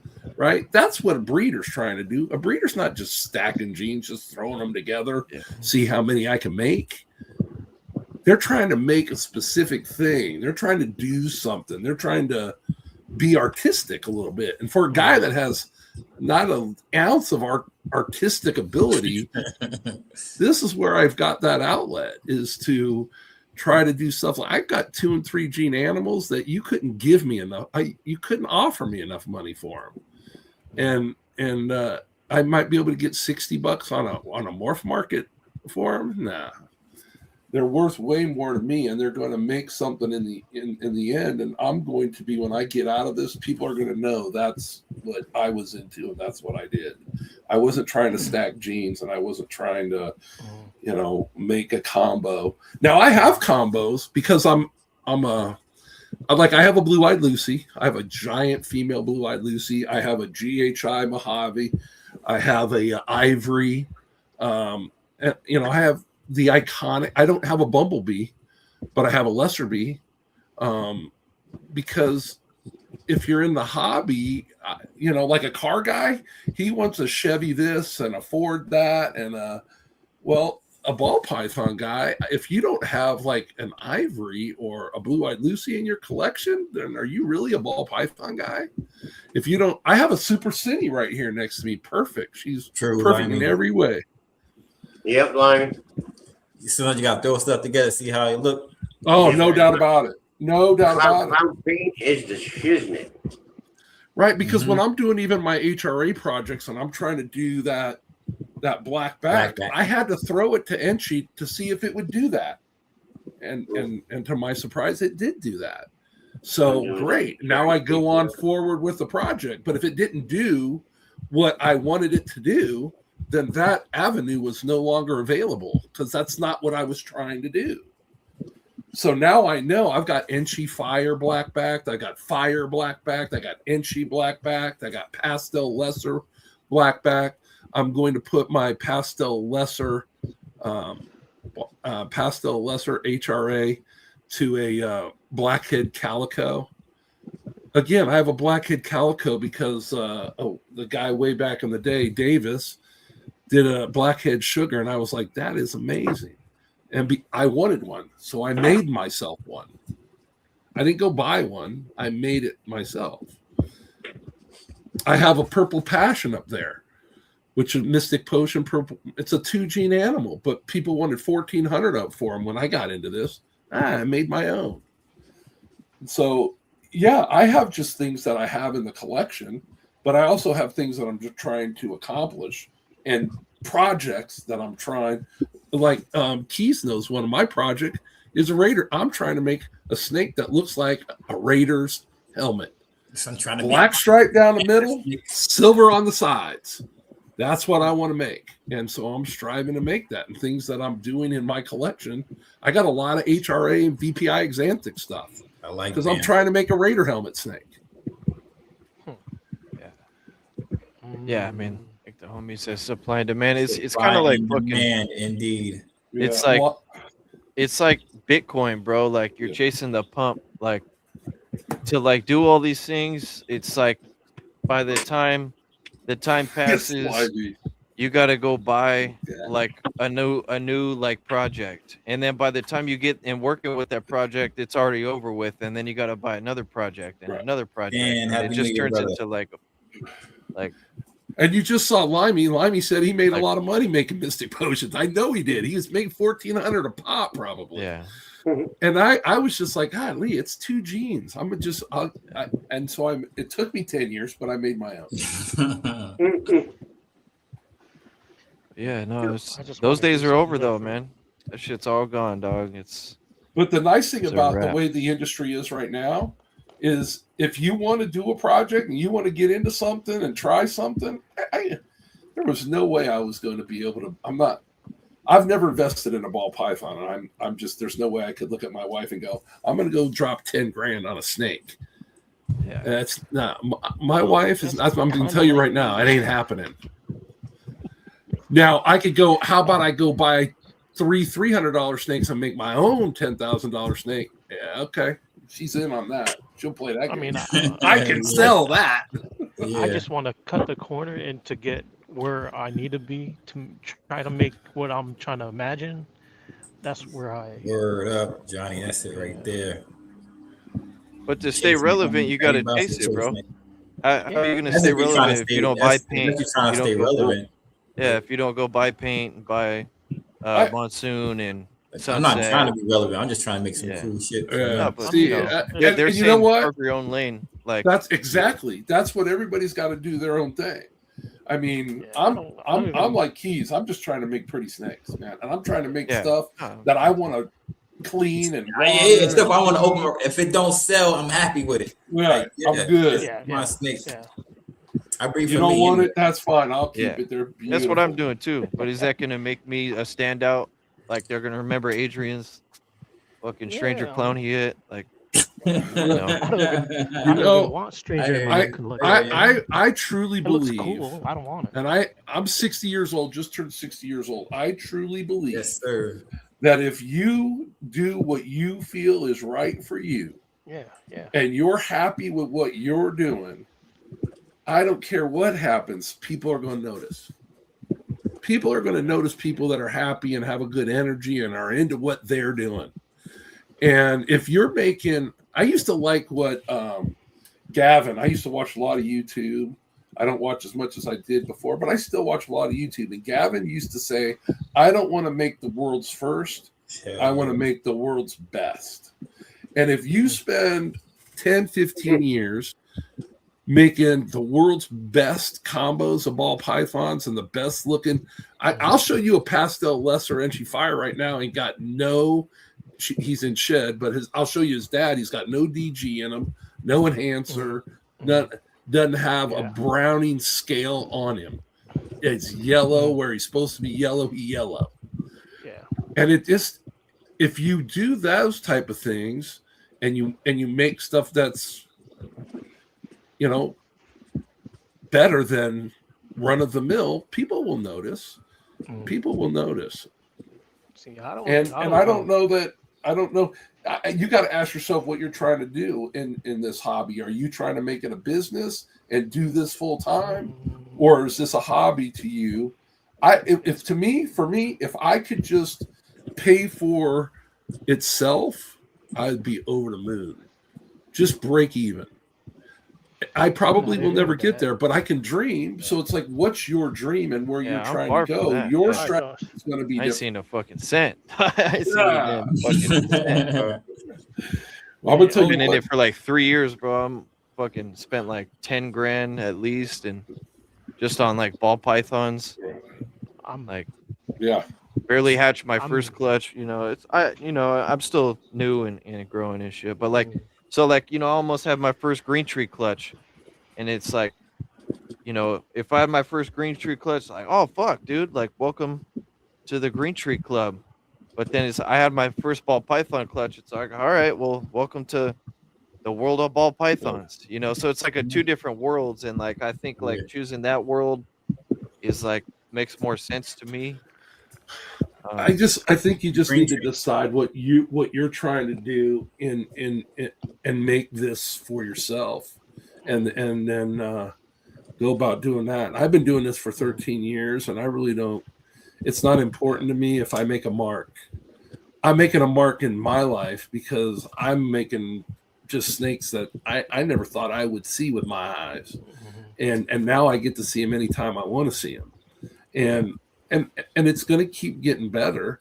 But I've never been in a race. Like I said, I've been doing this 13 years. I haven't made my 40th clutch yet, so I really want to see what stuff's going to do and how it's going to age. And I've never been just, hey, I'm just trying to see how many I can make and how many dollars I can put in my pocket. Because, like I said, these things are not Pokemon cards. These aren't baseball trading cards.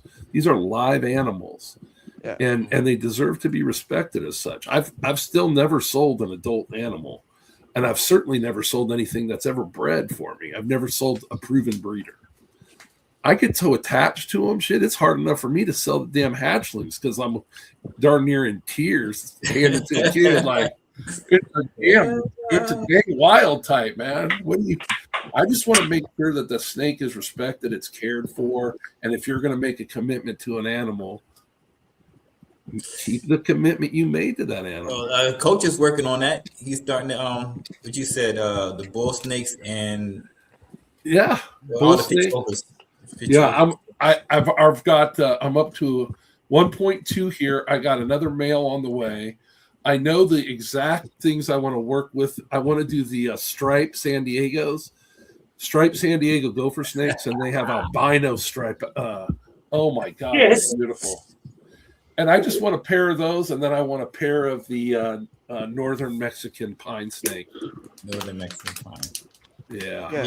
No, I like having a diverse collection. Like all my balls, like I love them, man. And but like at some point you kind of like run out of space, and it's like, oh, do I want to prioritize this?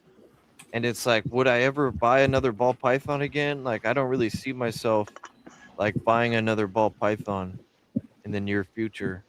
Oh wow. Yeah, I've said that 100 times. I'm just trying to make it. Like I already have fucking 25. How many more do I need? Like, like no, and that's what you should do. Work with what you got. Yeah, I know I'll run out of space. I'm just trying to get more space, and then just keep growing because. I'm not to 100 yet. I'm real darn close to 100, but I ain't to 100 yet. And but my problem is, you can see over my shoulder those 4 cages right there, 2x2x1s. Yeah, there's 4 grow-up female ball pythons in there. I just transitioned them over to eating mediums, but my Enchi HRA is in one of those. I keep some ball pythons in display cages. I got a stack of Vision 211s over here. They're all ball pythons. Now, all the racks are ball pythons too, but the ones I really like to look at a lot, they're in a display cage. And I'm just trying to say, maybe I can like add on to the house or something. And I just keep No, I know I'm going to have to sell some adults, and I've dog-eared about a dozen adult males that I'm not going to breed them. I'm not going to be able to use them for anything. I need the space type of thing. Yeah, I understand that. Doesn't mean I have to like it, or I'm not going to have, I'm probably going to have to excuse myself so I can go tear up somewhere. A little more space, you good. It will come. There you go. Yeah. That's it. Yeah, I'm slimming down. Yes, they will. I'll send in Chris. You can't buy a $10,000 snake, but you could put a $20,000 addition on the house. Yep. Damn straight. I could sell that to the wife. It's going to improve the value of our home, hon. I mean, how do you say no? She can't say no to that. You saying, Adrian? I don't know.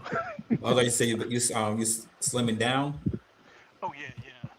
I'm like trying to slimming down to. I even send in Chris,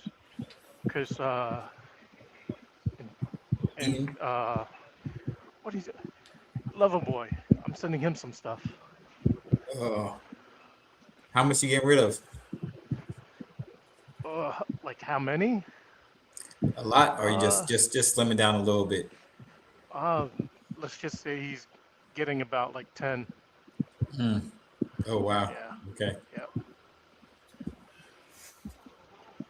Adults. Slimmed. I'm about to get rid of about 10 adults. That's all you keep is ball pythons, Adrian? Yeah. I mean, I was breeding rats when I had like up to 20, and then it just got overwhelming when I got up to like around 40, and I was trying to breed rats at the same No, time. why do our wives want monkeys? Yeah. My wife want monkeys too. She wants a monkey too. Yeah, like she's always talking. Oh, look at this cute little monkey. Why are you even looking at monkeys? And They are cute, but they're dangerous. And That's what I told her. You said you wanted him to throw his shit at you. Yeah. Yeah, no, it's like, the bottom line, you got to be in it for the love of the reptiles, bro. Like a lot of people like see this shit, they get sold the dream and see like dollar signs, That's not like where I'm coming from, like, cuz I see like the work that it takes. Oh God. And I try to like be realistic and be like, yo, try not to. like, good thing I really love reptiles, bro, because like this shit, this shit is it gets fucking It's tough sometimes, man. it's a like lot of work. there's a lot of losses. Like there's not much wins, but there's a lot of L's, bro. I've taken a lot of L's, man. So I lost. The thing is that the guys that do this, for a living and do it full time, I got nothing but respect for those guys. Because even when we were selling snakes for $2,000 to $10,000 snakes were like a real thing, and we're it was a happening thing. It wasn't something that didn't happen, and oh my God, look how much that was. That was running the mill for a while. Like, oh, he won $7,000 for it. Yeah, okay, it's kind of cheap. But they've worked their asses off. Some people look at these guys that do this full time and think, oh, it's just like, I come home after work and clean a couple cages, feed a couple snakes. See, that's how I've done it, right? That's what I've done, because it's always just going to be a hobby to me. But if you're trying to make a living off of this, you're putting in time. You're putting in way, way more time, because if you're not cleaning, feeding, or messing with the snakes, you've got to be marketing. You got to be on social media. You always got to be doing something, and that's when you want to get known. You want to get known if you're trying to, make a business out of this. I don't have any problem with people that are trying to make a business and do this. I want everybody to do what they want to do, but I think in a lot of instances in this hobby, it's a hobby. We've forgotten the hobbyist. I'm a hobbyist. I'm a guy that does, and I've been doing this a long time. And because I'm not selling, 500, 600 snakes every year, that I haven't had any experience in those 13 years. I can sit here and tell you what's right and what's wrong with this darn ball python hobby in a lot of different ways. But I don't care about what you all want to do. I to be honest with you, I hope that you all have success in whatever you're trying to do. I got nothing but love for you, but that's not going to affect, what I'm trying to do. I'm going to try to do what makes me happy. I think the other problem that we have in this hobby is a lot of people, they just, start buying snakes, and before they know it, they got 50, 60 snakes, and they're like, you ain't never taken care of 50, 60 snakes. That's a lot of work. It's a lot of work. And it's more time and investment of time that they're willing to spend, and they don't know that because they went from nothing to 50. Lime's stupid. What do you say? You gotta have stickers in the logo by the time you got your third snake. Yeah. We used to laugh at people that had a business name but hadn't even produced a clutch yet.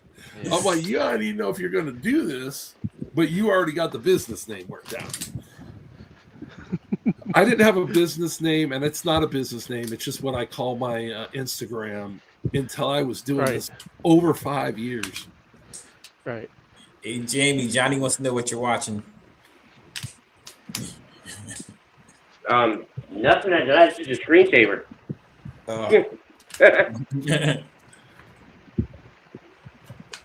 That's my YouTube TV when I'm not a guest on somebody else. That's where I keep the YouTube on to keep my mind going when I'm out here cleaning all the snakes and rats. Yeah, all the fun times. But yeah, while I got the floor here, you guys have been doing this a while. When you were doing the pairing without an ultrasound, like the once a month pairing thing, would you do it more than 4 times, or would you stop, or would you just keep pairing until whatever? I just keep pairing. I would just keep on pairing. Like, Yeah. Until I saw 3 locks, man, they can pair. I still don't have an ultrasound, and I never will. That to me is cheating. But hey, if you're doing this for a living, you need to make sure you're having wins and not L's. So you got to do what you got to do. So again, I don't have a problem with you having an ultrasound. All right. He said, "What you working at? What? Oh, my bad. What projects are you into?" This year the clutches are probably about half pet quality to start hitting up the shows up here in Pennsylvania this year. And then some Desert Ghost Clown stuff, some VPI and HRA, 100% het VPI male to a visual VPI girl. Nice. Dreamsicles. Because I've always wanted that snake and I wanted to make my own. Yep. I hear you. I just keep pairing until I'm gravid, till she's gravid. Right. You know, same shit. I just keep pairing them until that you start looking, because I'll pair them like over the weekend. I put them in like, Saturday. I've got one pairing because the male was in shed when I paired all my others. So I've got one pairing I'm going to do this weekend, and I'll pair them. And if I go in there, because I'll check on them, pretty frequently, and if they're, every time I go to look in, they're opposite sides of the enclosure, but before they were locking and everything, she's done. He's telling you she's either going or she's already going the other way, and he's not interested anymore. So I'll pair until there's no interest there. Right. Yeah. Yeah. And that's another thing, bro. It's like it's either they're gonna go or they're not gonna go, man. They don't always go. Nope. Sometimes they take a season off. It's not like there's nothing guaranteed, man. Yeah, they're in the same room, in the same rack, getting fed the same days. Everything's the same. And I bat about 500. If I pair like right now this year, I'm pairing 12 pairings. Wow, send one over this way, Johnny. I could use one. Palpating is hard. Yeah. Use a paper towel when you palpate. That's the only way I can do it. Yeah, unless they already got the nickname Lumpy, it's fucking hard as shit for me. And I always have people tell me, "Oh, you can feel them." That's what they say, right? Yeah, I can't. I think it's poop. I think she get ready. Yep, that's what I think I'm feeling. Yeah, fucking shitballs. This is what I do. Just shit on your hand. Just keep pairing them. I love those clutches when I've had clutches where you're checking them and you never see a lock, you never see anything, and there you go. She went. They did at some point. Yeah. Check them 10-ish p.m. And if she does go, she could slug out. The eggs could be like infertile. I have a pair. Go bad in the incubator. I have a pair that are like, I've put them in and I know I've double checked and triple checked. It's a male and a female. And I'm trying to make the red exanthic. So they're both HRA. One's HRA VPI exanthic, visual VPI exanthic. And then one is just a lesser VPI or lesser HRA, but she's also pos het VPI exanthic. Nice. So I put those two together and I've done it. I've tried it like 3 or 4 times. And it's like, they're like male combating. And so that's why I've always just kind of done it on the weekends so that I can, and I check them. And I don't do this as much as the guys that, are pounding out, 50, 60 clutches. My biggest production was 6. but I've never tried for more than 5 or 6. Ah. Just see the lock up, I pull the mail the next day and offer food. Yeah, I mean, this will be my, like, as far as this season going, like, I started in October, this will be, January will be the fourth one coming up here. And that's why, like, I heard some people stop after 3, stop after they see a lock. And see, I'll leave them even if I see a lock. And again, when I put them together, my intention is I'm going to put them together either Saturday morning or Friday night, and then I'm going to pull them either Sunday night before I go to bed, or I'm going to pull them Monday morning. Oh, and again, I will be checking on them, so I will know if there's no more interest, and they're now laying on separate ends of and I've already seen a lock, then yeah, I'll go ahead and pull him. Yeah. I just let them be together until, because if I can get 3 or 4 or 5 copulations, why not get 3 or 4 or 5? Locks don't mean anything. Locks don't mean jack shit. You could get 100. Because you got to believe they're in there for, if you put them in there for a couple days like I do, they're in there for 24 hours for 3 days. I don't check them that much. So you don't know what happens when you're not there. I might when you're not looking. Twice, 3. Yeah. I mean, just because you don't see it don't mean it didn't happen. You should put a camera in there or something. Just because you didn't hear the tree fall doesn't mean one did. Yeah. That's what I mean. Like the Desert Ghost and Clown, their second pairing this year, they were locked for like 2.5 days. And that's what I still takes him when I put him in there. Yeah. I like that double recessive. I like the clown and hypo, clown DG. Feed them at the lot. Those are awesome. I think, and I used to think that the DG and the hypo were like a redundant thing. Like I see people doing, hypo DG stuff. And I always thought DG is kind of, it looks like to me anyway, a form of, hypomelanism. And I always thought, well, maybe that's just piling on. But then when you see one in person, oh my gosh. If hypo takes the stuff to a different level, hypo DG stuff goes up again. It's just amazing. Yeah. I don't know. It's all about what makes it do what does it for you, and we're all different, just like the snakes are all different. I'm into dorsal, blackback dorsals or full stripes, and those are the things that I'm going to do. And everything that I do is going to be something like that. And then I've got like one project that's like I'm going to make some wild pattern clown thing because I just got into the acid gene. That's the goal. Yeah, but like to those people who are killing it and producing a lot of clutches and they're having a lot of success, man, shout out to those guys, bro, because I see how much hard work it is. Man. Oh, it is a ton of hard work. That's why I say I got mad respect for them guys because they ain't just doing this 10, 15 hours. I'm going to make sure I follow you. I'm going to double check then. I mean, they're doing this 70, 80 hours a week. I mean, they're busting their tails. I couldn't keep up with the show circuit thing. These guys that are like going to shows every weekend. How many females could one male pair with in a season, and how long you? I think it depends on the age of the male. Oh, like a lot. I think some of these other guys can answer better than me, but I think it depends on the age of the male. And I heard like 4 females or so. That's for an ultrasound. As long as he's still eating, I think it's fine. I'm gonna tell you what. If I was one of them, I'd tell them, give me 12, 15. I'll do 5 easily. Bring them on. What you got? You got. I don't know. I've really never had a male that I went, I'm gonna clear him to 8, 9 feet. I think the most I've ever put one male to in a season is 2. Yeah. And again, I'm only making 5 or 6. Is all they need for a break. Yeah. And then you could spread them too thin too. Yeah, I mean, again, I think that's one of those things that you kind of got to be there, right? If the male stops eating and starts looking a little raggedy, he's probably had enough. If it's his first year, I wouldn't be putting him to a ton of them. No, I didn't. Hell, get the first time males to know what they're supposed to be doing. It's hard. Some first time, some males just. Some of my first years can't figure out what to do. They're fucking dumb. Some just know what to do. Oh my god! I got this one male that I'm just like, geez, you are the prettiest thing I got. First, such ever came from a first time male. Yeah.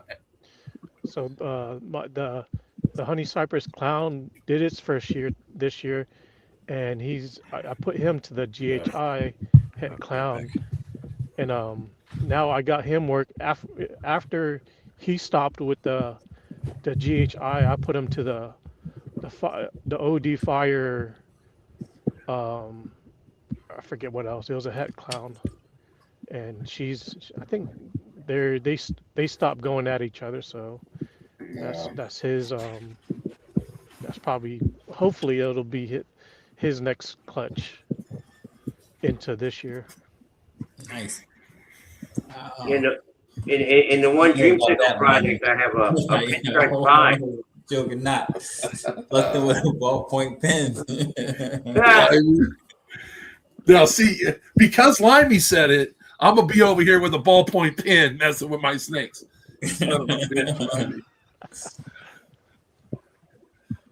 Let's see.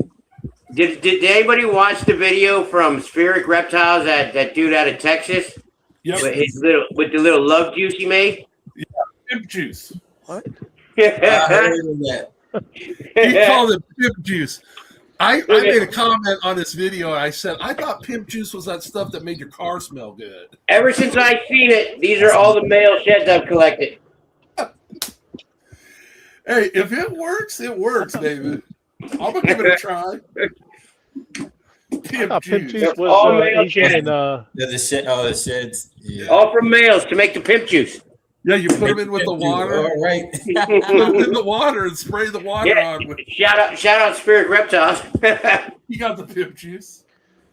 I like that guy. He puts a video out every weekend. I like watching his videos. Yeah. He's a good dude too. I've talked to him, through the instant message or whatever. I got him on No Balls, Just Things next month. Oh, yeah, cool. I'll definitely be watching that. Yeah, I like that guy. He's a really down to earth guy. Tells it like it is. And he's out in Texas. Texas folks, they don't play, boy. I lived in Houston for almost 2 years. How's the old saying go? There's two things that come out of Texas. Yeah. One of them have, and I don't see no horns.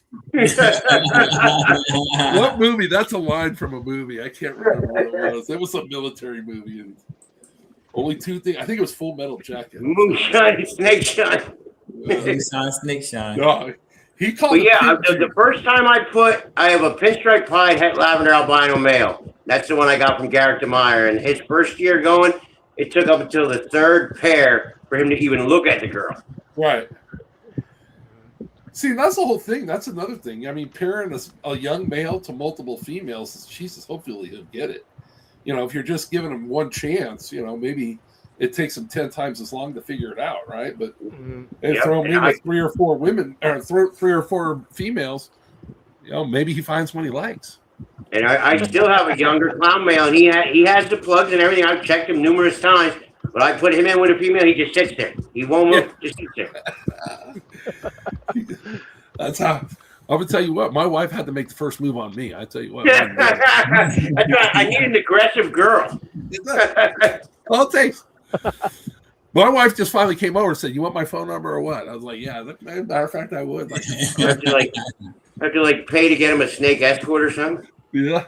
Hey, 25 years later, almost 26 years later, still. Yeah. I heard you got to kind of tickle him with a ballpoint pen. Yeah, I think I heard that too. I got to send that one to Limey and see if he can get him ready for me. Limey, you're killing me. Or just any ballpoint pen works. Any pen will work. I got you. I'll just ship them to him and tell him, I couldn't figure out how to do it. Can you do it for me? Yeah, hey, well, those big ballpoints, you can get a whole box of those for under $5, I think, still.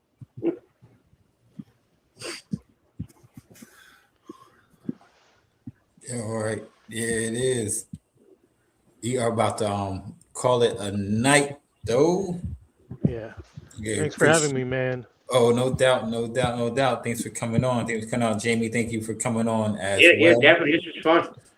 Nice meeting you guys, for sure. Love talking snake. That's the thing, man. Where else can you come and talk snakes for an hour and a half or so, and with a bunch of other guys that know what the hell you're talking about? It won't judge you for it. Or for me, or half that aren't just looking at you like, what the hell is wrong with you? Yeah, like most of my family thinks I'm psychotic. I love the look that you get when they find out. It's like, what do you got in that room? It's like snakes. What do you mean snakes? Ew, it's always ill. It's like ew. What do you mean ill? All right. I think they're expecting to see like a little 10-gallon tank in the corner, and then I open the door to this, and they're like, yeah. Put the lotion on. Holy why what do you is have wrong that? with you? Why do you do this? Tell them, Everybody thinks they're slimy. Everybody. Yeah. Slimy. Oh, they're not slimy at all. No. Yeah, that's the They're first thing slimy. you say. You let anybody hold They're not slimy at all. the poop is kind of slimy sometimes. Yeah, that's for sure. And if you Yeah, got maybe picture feed open, ASF or rats. ASF get better poops. yeah. Oh, more I solid. heard too that I don't feed any like quail or anything, but I heard when like you feed, Heard there's a running. yeah, it's more runny and smelly if you're feeding That's birds. what I heard. That's what I heard too. I haven't I mean- tried it though. I was thinking about getting some chicks from Tractor Supply. Well, now that I got the Pituophis, they're like garbage disposals, man. I mean, somebody don't want a rat or poo-poos, and I got an extra. They always ready. They don't care. That you don't even need. They don't even care if it's hot. I mean, it's here. I'm here. I'm thinking I'm gonna eat it. See, that's the thing. But they'll When take quail and shit like that, chicks and stuff. Yeah, I never tried the bird thing. Yeah. I used to sell them at the shop I was running. I used to sell frozen quail, but I never tried it. So when you're raising rats, because see, this is what I tell everybody: rats are not supposed to be in tubs; they're supposed to be in cages. And you'll see the difference, the different body structures when they're raised in cages.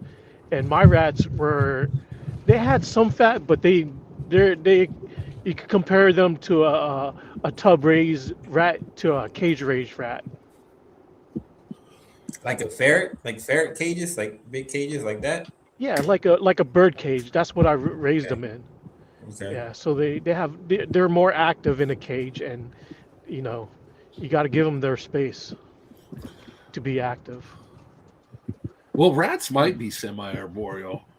They climb on everything. I never thought about that. Putting them in a cage.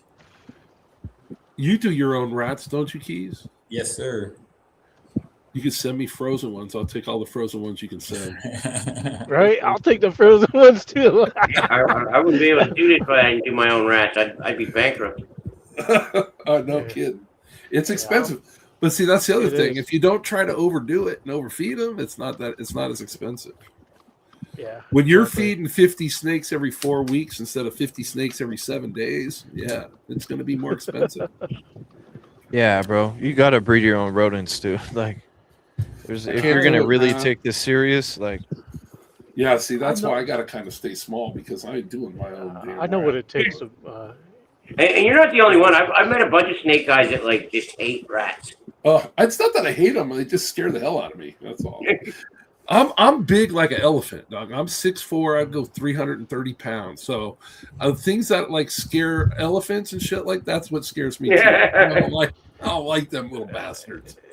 It's a thing where you got to expose your rats to. They're kind of like dogs. I mean, you got to get them. Well, with snakes too, you got to desensitize them. Well, I had a buddy that is here that he breeds his own rats, and his rats are the only live rats that I will handle, because like Keith says, he bred out. If a rat came out and bit somebody, you're snake food. That's food. You're snake food. That's a volunteer. It's a volunteer to be fed off. So like he says, none of his rats bite. And if I'm gonna handle a live rodent, it's gonna be one of my buddies' live rodents. I ain't gonna be like, oh, let me grab that rat right there. Nah. Anybody can come over here and stick your hand in any tub, any tub. Even your ASFs, Keith? Yeah, even the ASFs. My ASFs are nippy. They're not like aggressive, but they're always nippy. Oh yeah. See, but Keith breeds it out of them. Nip either. Yep. Yeah, if they nip, they're done. They nip, they're gone. you just because when I breed my rats, I'm exposing myself to the babies as soon as they're pups or pinkies, and Right. the mama knows who I am, and so and they pick up on that. So that mother is like Yep. accustomed to you. That happened one time with a mom, and she went in the boa cage immediately. I grabbed the baby, and she bit the shit out of me. Mm. Yeah, so you have to have a good mother too. So that's why when I first started my rats, I got them when no they're 6 months, but Yep, bite you or eat their whoever babies. the breeder is, they have to put their time into growing them up. So they have to put they have to they have to put themselves to socializing with the rats too. Yeah. So you I got to already had know the colony your juices breeder all damn too. tough. Yep. I can't talk about the rats. All my rats come to me very stiff. And they don't eat a lot. Yeah, that little hole that's right on the part of the black cement tubs. The one colony I had, they chewed like a hole that size, and I had to feed the whole colony off that week. That's how you got to do So it. Yep. The whole So, colony gotta go. so my rats are almost like dogs, man. They come up to the cage, they'll chill at the front of the cage, and I'll give them scratches and head pats and stuff. Yeah. But if Mine you were was breeding great. for They're pets, sociable. They're sociable animals. They're sociable. They are. They want that attention. They're nosy like that. Yeah, mine always went to That's how treats. they're Like at supposed to Halloween be. time, I gave them pumpkins. We cut up the extra pumpkins. I gave them pumpkin. I gave them carrots, lettuce, Yeah, that's what's up. seeds. and I think too, if you're breeding those to feed to your snakes and whatnot, they deserve your respect and kindness as well. You know what I mean? And I think the same, like he says, if they're chewing or they're biting, I mean, it's the same thing for folks. I mean, if you're not acting right, you're not going to have as enjoyable a time with life. If you don't bite, not mean to people, life's a little better, a little easier for you. Yeah, I mean, if they're, that's why you gotta like with the rats and stuff, you gotta condition them, even though they're Never enough time, John. you gotta condition them so they don't bite, and then you gotta spend time with them like your dogs and stuff. So you gotta teach them not to do stuff, and get accustomed them to yourself. I even got lucky. I think when I picked up that dude's little collection, that when I started breeding them, I ended up getting hairless, and I've always stayed in contact with this one pet store, and then I let her know I had them, and then like now they'll buy hairless off me almost every other week. Yeah. Nice. So my signature from my dwarf rats were odd eyes and Siamese. I like And, the Siamese; they're neat. And recessive albinos. Yep. Yeah, I got some albino ASF. I'm trying to line breed.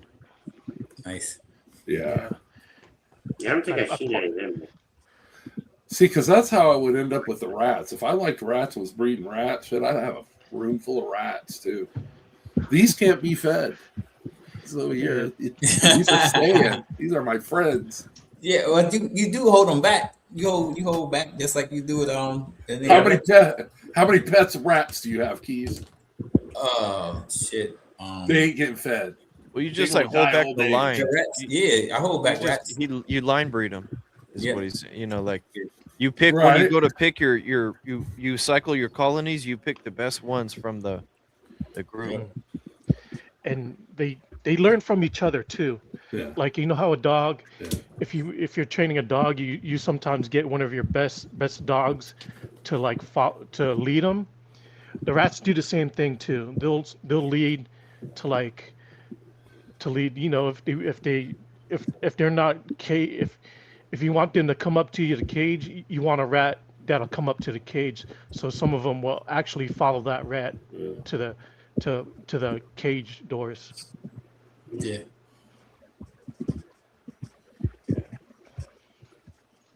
Yeah, W rats, man. Yep. Shit, I'm line breeding for like all the like snows. I got rid of all the gray ones. I don't want any of the gray. 'Cause they were the most like aggressive ones that I had.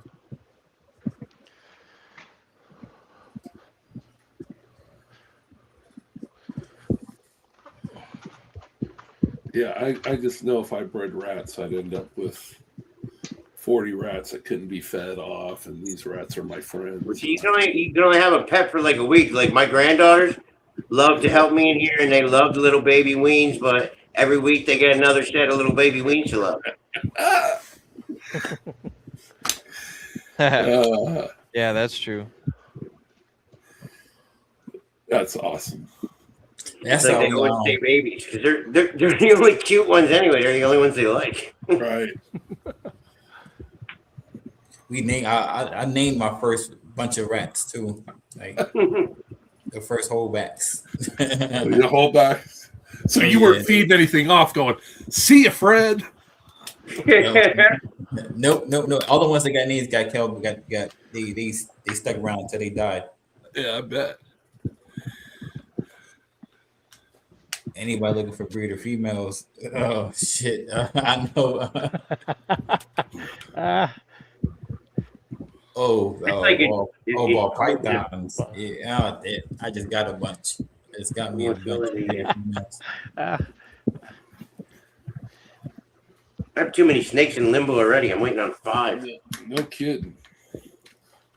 I'm spinning plates already. About to get rid of some. After this breeding season, I'm probably gonna have some bigger girls ready to go.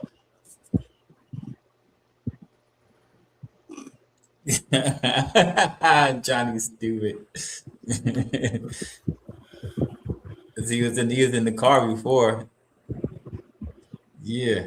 So I turned the light back on. You working want next to wake week? nobody up. You working next week? Next Friday? Me? Yeah. Yeah, same time. Oh, same time. I just got home. Oh, all right. Well, I used to have Fridays busy too, but that's over now. I'll run later. Next week. Are you gonna go at 8:30? I saw the. Oh, that's the time. Yeah, that's the time.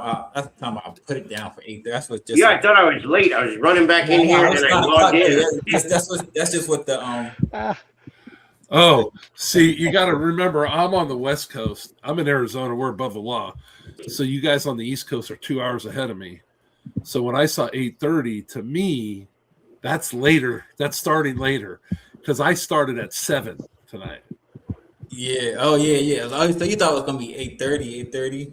8:30 my time. Your time. So that would be even later for us. That's why when I talk, I always say EST.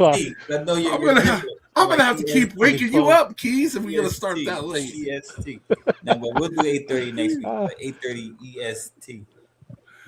Keys, wake up! God dang. Doing another show at noon for way after the buzzer. So if y'all any sports fanatics, any sports fans, make sure y'all tap in. I know there's not too many of those in the ball python realm. A lot of reptile breeders don't Wait till football. But well, once these playoffs start, if the Rams get a chance to go beat the Eagles. Go Ravens. Oh, let's go Rams. Yeah. I'll be cheering for that. My team's not in it. We were mathematically eliminated in like week 9, I think. I was bro. As soon as Jaden Daniels got hurt, we was done. So I wasn't even thinking about it. I'll tell you who I was impressed with yesterday. You didn't watch any of the bowl games? Nah, man, because my team already got taken out. I'm an Ohio State fan. Oh yeah, they got. You can take Indiana then, huh? Yeah. That's who I was going to say. That Indiana quarterback, the Raiders have been so good that they have the first pick next year, and I've already called it in. You got Buddy there. Yeah. That's the wife. She checking up when you make sure you're almost done. But she went to her dad's house. She was over at her dad's house and took some stuff up over there. Bro, I think I just heard the loudest snake fart I've ever heard. Yeah, they do that. I remember my was first loud. time hearing the snake Oh. fart. It was like, yo, what in the hell? What in the hell is going on? And they But ain't he even got jumped right in cheeks. front of me. Fuck. They don't even have cheeks, and they could make some good loud noises. Yeah, that was loud. Yeah, so make sure y'all tap in. We're gonna talk about all the bowl games. We're gonna talk about that tomorrow. We're gonna talk about What time? Noon your time? Yeah, noon my time. You know I'm gonna be in the comments talking smack about Indiana whooping the crap out of OSU. OHIO. Oh, well, see, it's all right that they beat us because now they're gonna end up winning the national championship. I think so too. Yeah. And I want the Raiders to draft that quarterback. Boy, I was like, golly, what can we get? Oh, And then you the, see the Heisman winner. Yeah. Yeah. The Raiders used to be where Heisman Trophy player winners went to play. I remember there was a couple seasons there. We had like 6 or 7 Heisman Trophy winners on the roster. Oh, that's crazy. They were good, Keys. It was back in the day. Yeah, when John Madden was a coach. Funny thing is I went to high school with both of John Madden's sons, Joey and Mike Madden. Joey Madden and I played high school football together. We were the same age. Mike was 2 years ahead of me. That's wild. That's wild. The Maddens had a real boxing ring in their backyard.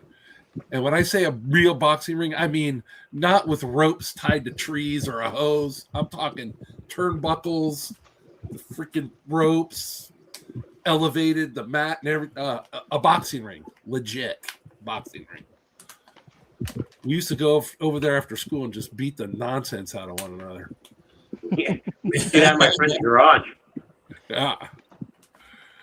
We would wear gloves, though. We didn't go any of these guys now with the UFC wearing the lineman gloves. And we had boxing gloves on. Dipped our hands in honey and glass shards. we weren't bare knuckling it or anything. Is that blood sport? Yeah.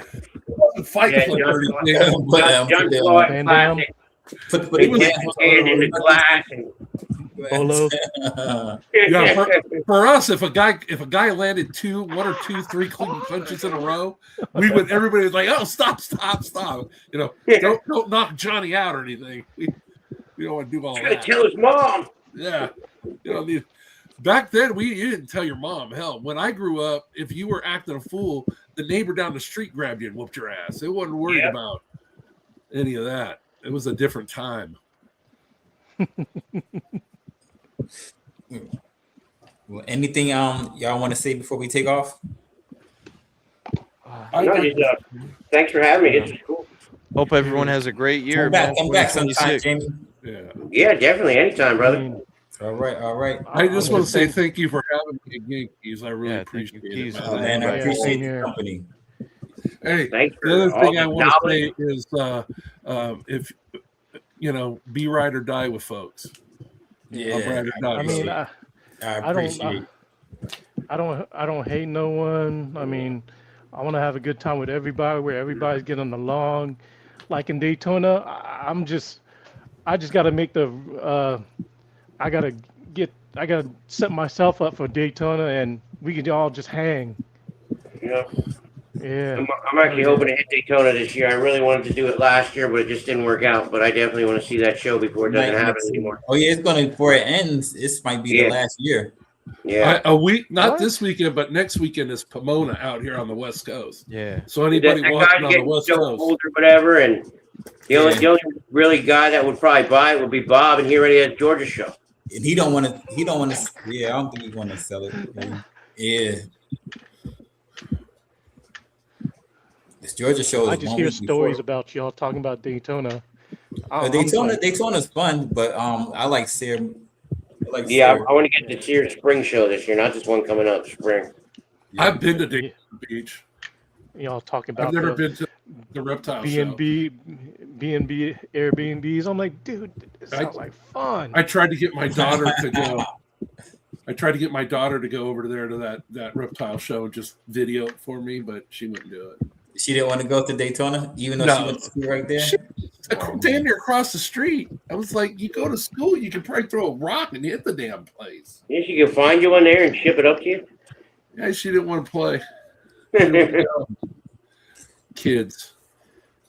All right. Yeah, make sure y'all tap in at noon. Tap in at noon. I know I'm gonna see you there, Jamie, and I know you're gonna be in the building, Coach. I'll be there talking smack. Yeah, I try to get on the chats as much as I can. Hey, I'm That's what's a up. Raider fan. I have to get on other people's bandwagons. Yep, go Rams, horns up. All right, Abe Miller, you got something you want to All say, right. bro? Yeah, man. Hope everyone has a great new year, man. Go Ravens on Sunday. There you go. Yeah, go Ravens, man. Beat the Yeah. Steelers. Let's go. I'm all for that. Everybody and Yeah. anybody beat the Steelers. God I think we can all find a common ground right there. Yeah, I'm let's still go. bitter from the immaculate reception. Let's go, man. Yeah. Lamar's playing too. He said he's playing, so we'll Yeah. see. Yeah, he could stay his ass on the bench. Yeah, my 12-year-old likes the Huntley Ravens. played good. Huntley played good last week. Yeah. They have good uniforms too. I like the Ravens unis. Yep. Good color. Yeah, I like the that uniform. purple, right? That purple gold. That purple Yeah. and black go so hard. Yeah, I like that. Mhm. Yeah. All right, so y'all know what it is, man. Get those flowers out tomorrow. It's not promised. 5 minutes from now, it's not promised. Make sure you call your loved ones. Don't call them just because your favorite football team just ran over Alabama. Don't call them because your football team lost to Miami. You need somebody to cry to. Call them because it's the right thing to do. Get the fuck off my phone. Call them right now. Call your mother. We out. Peace.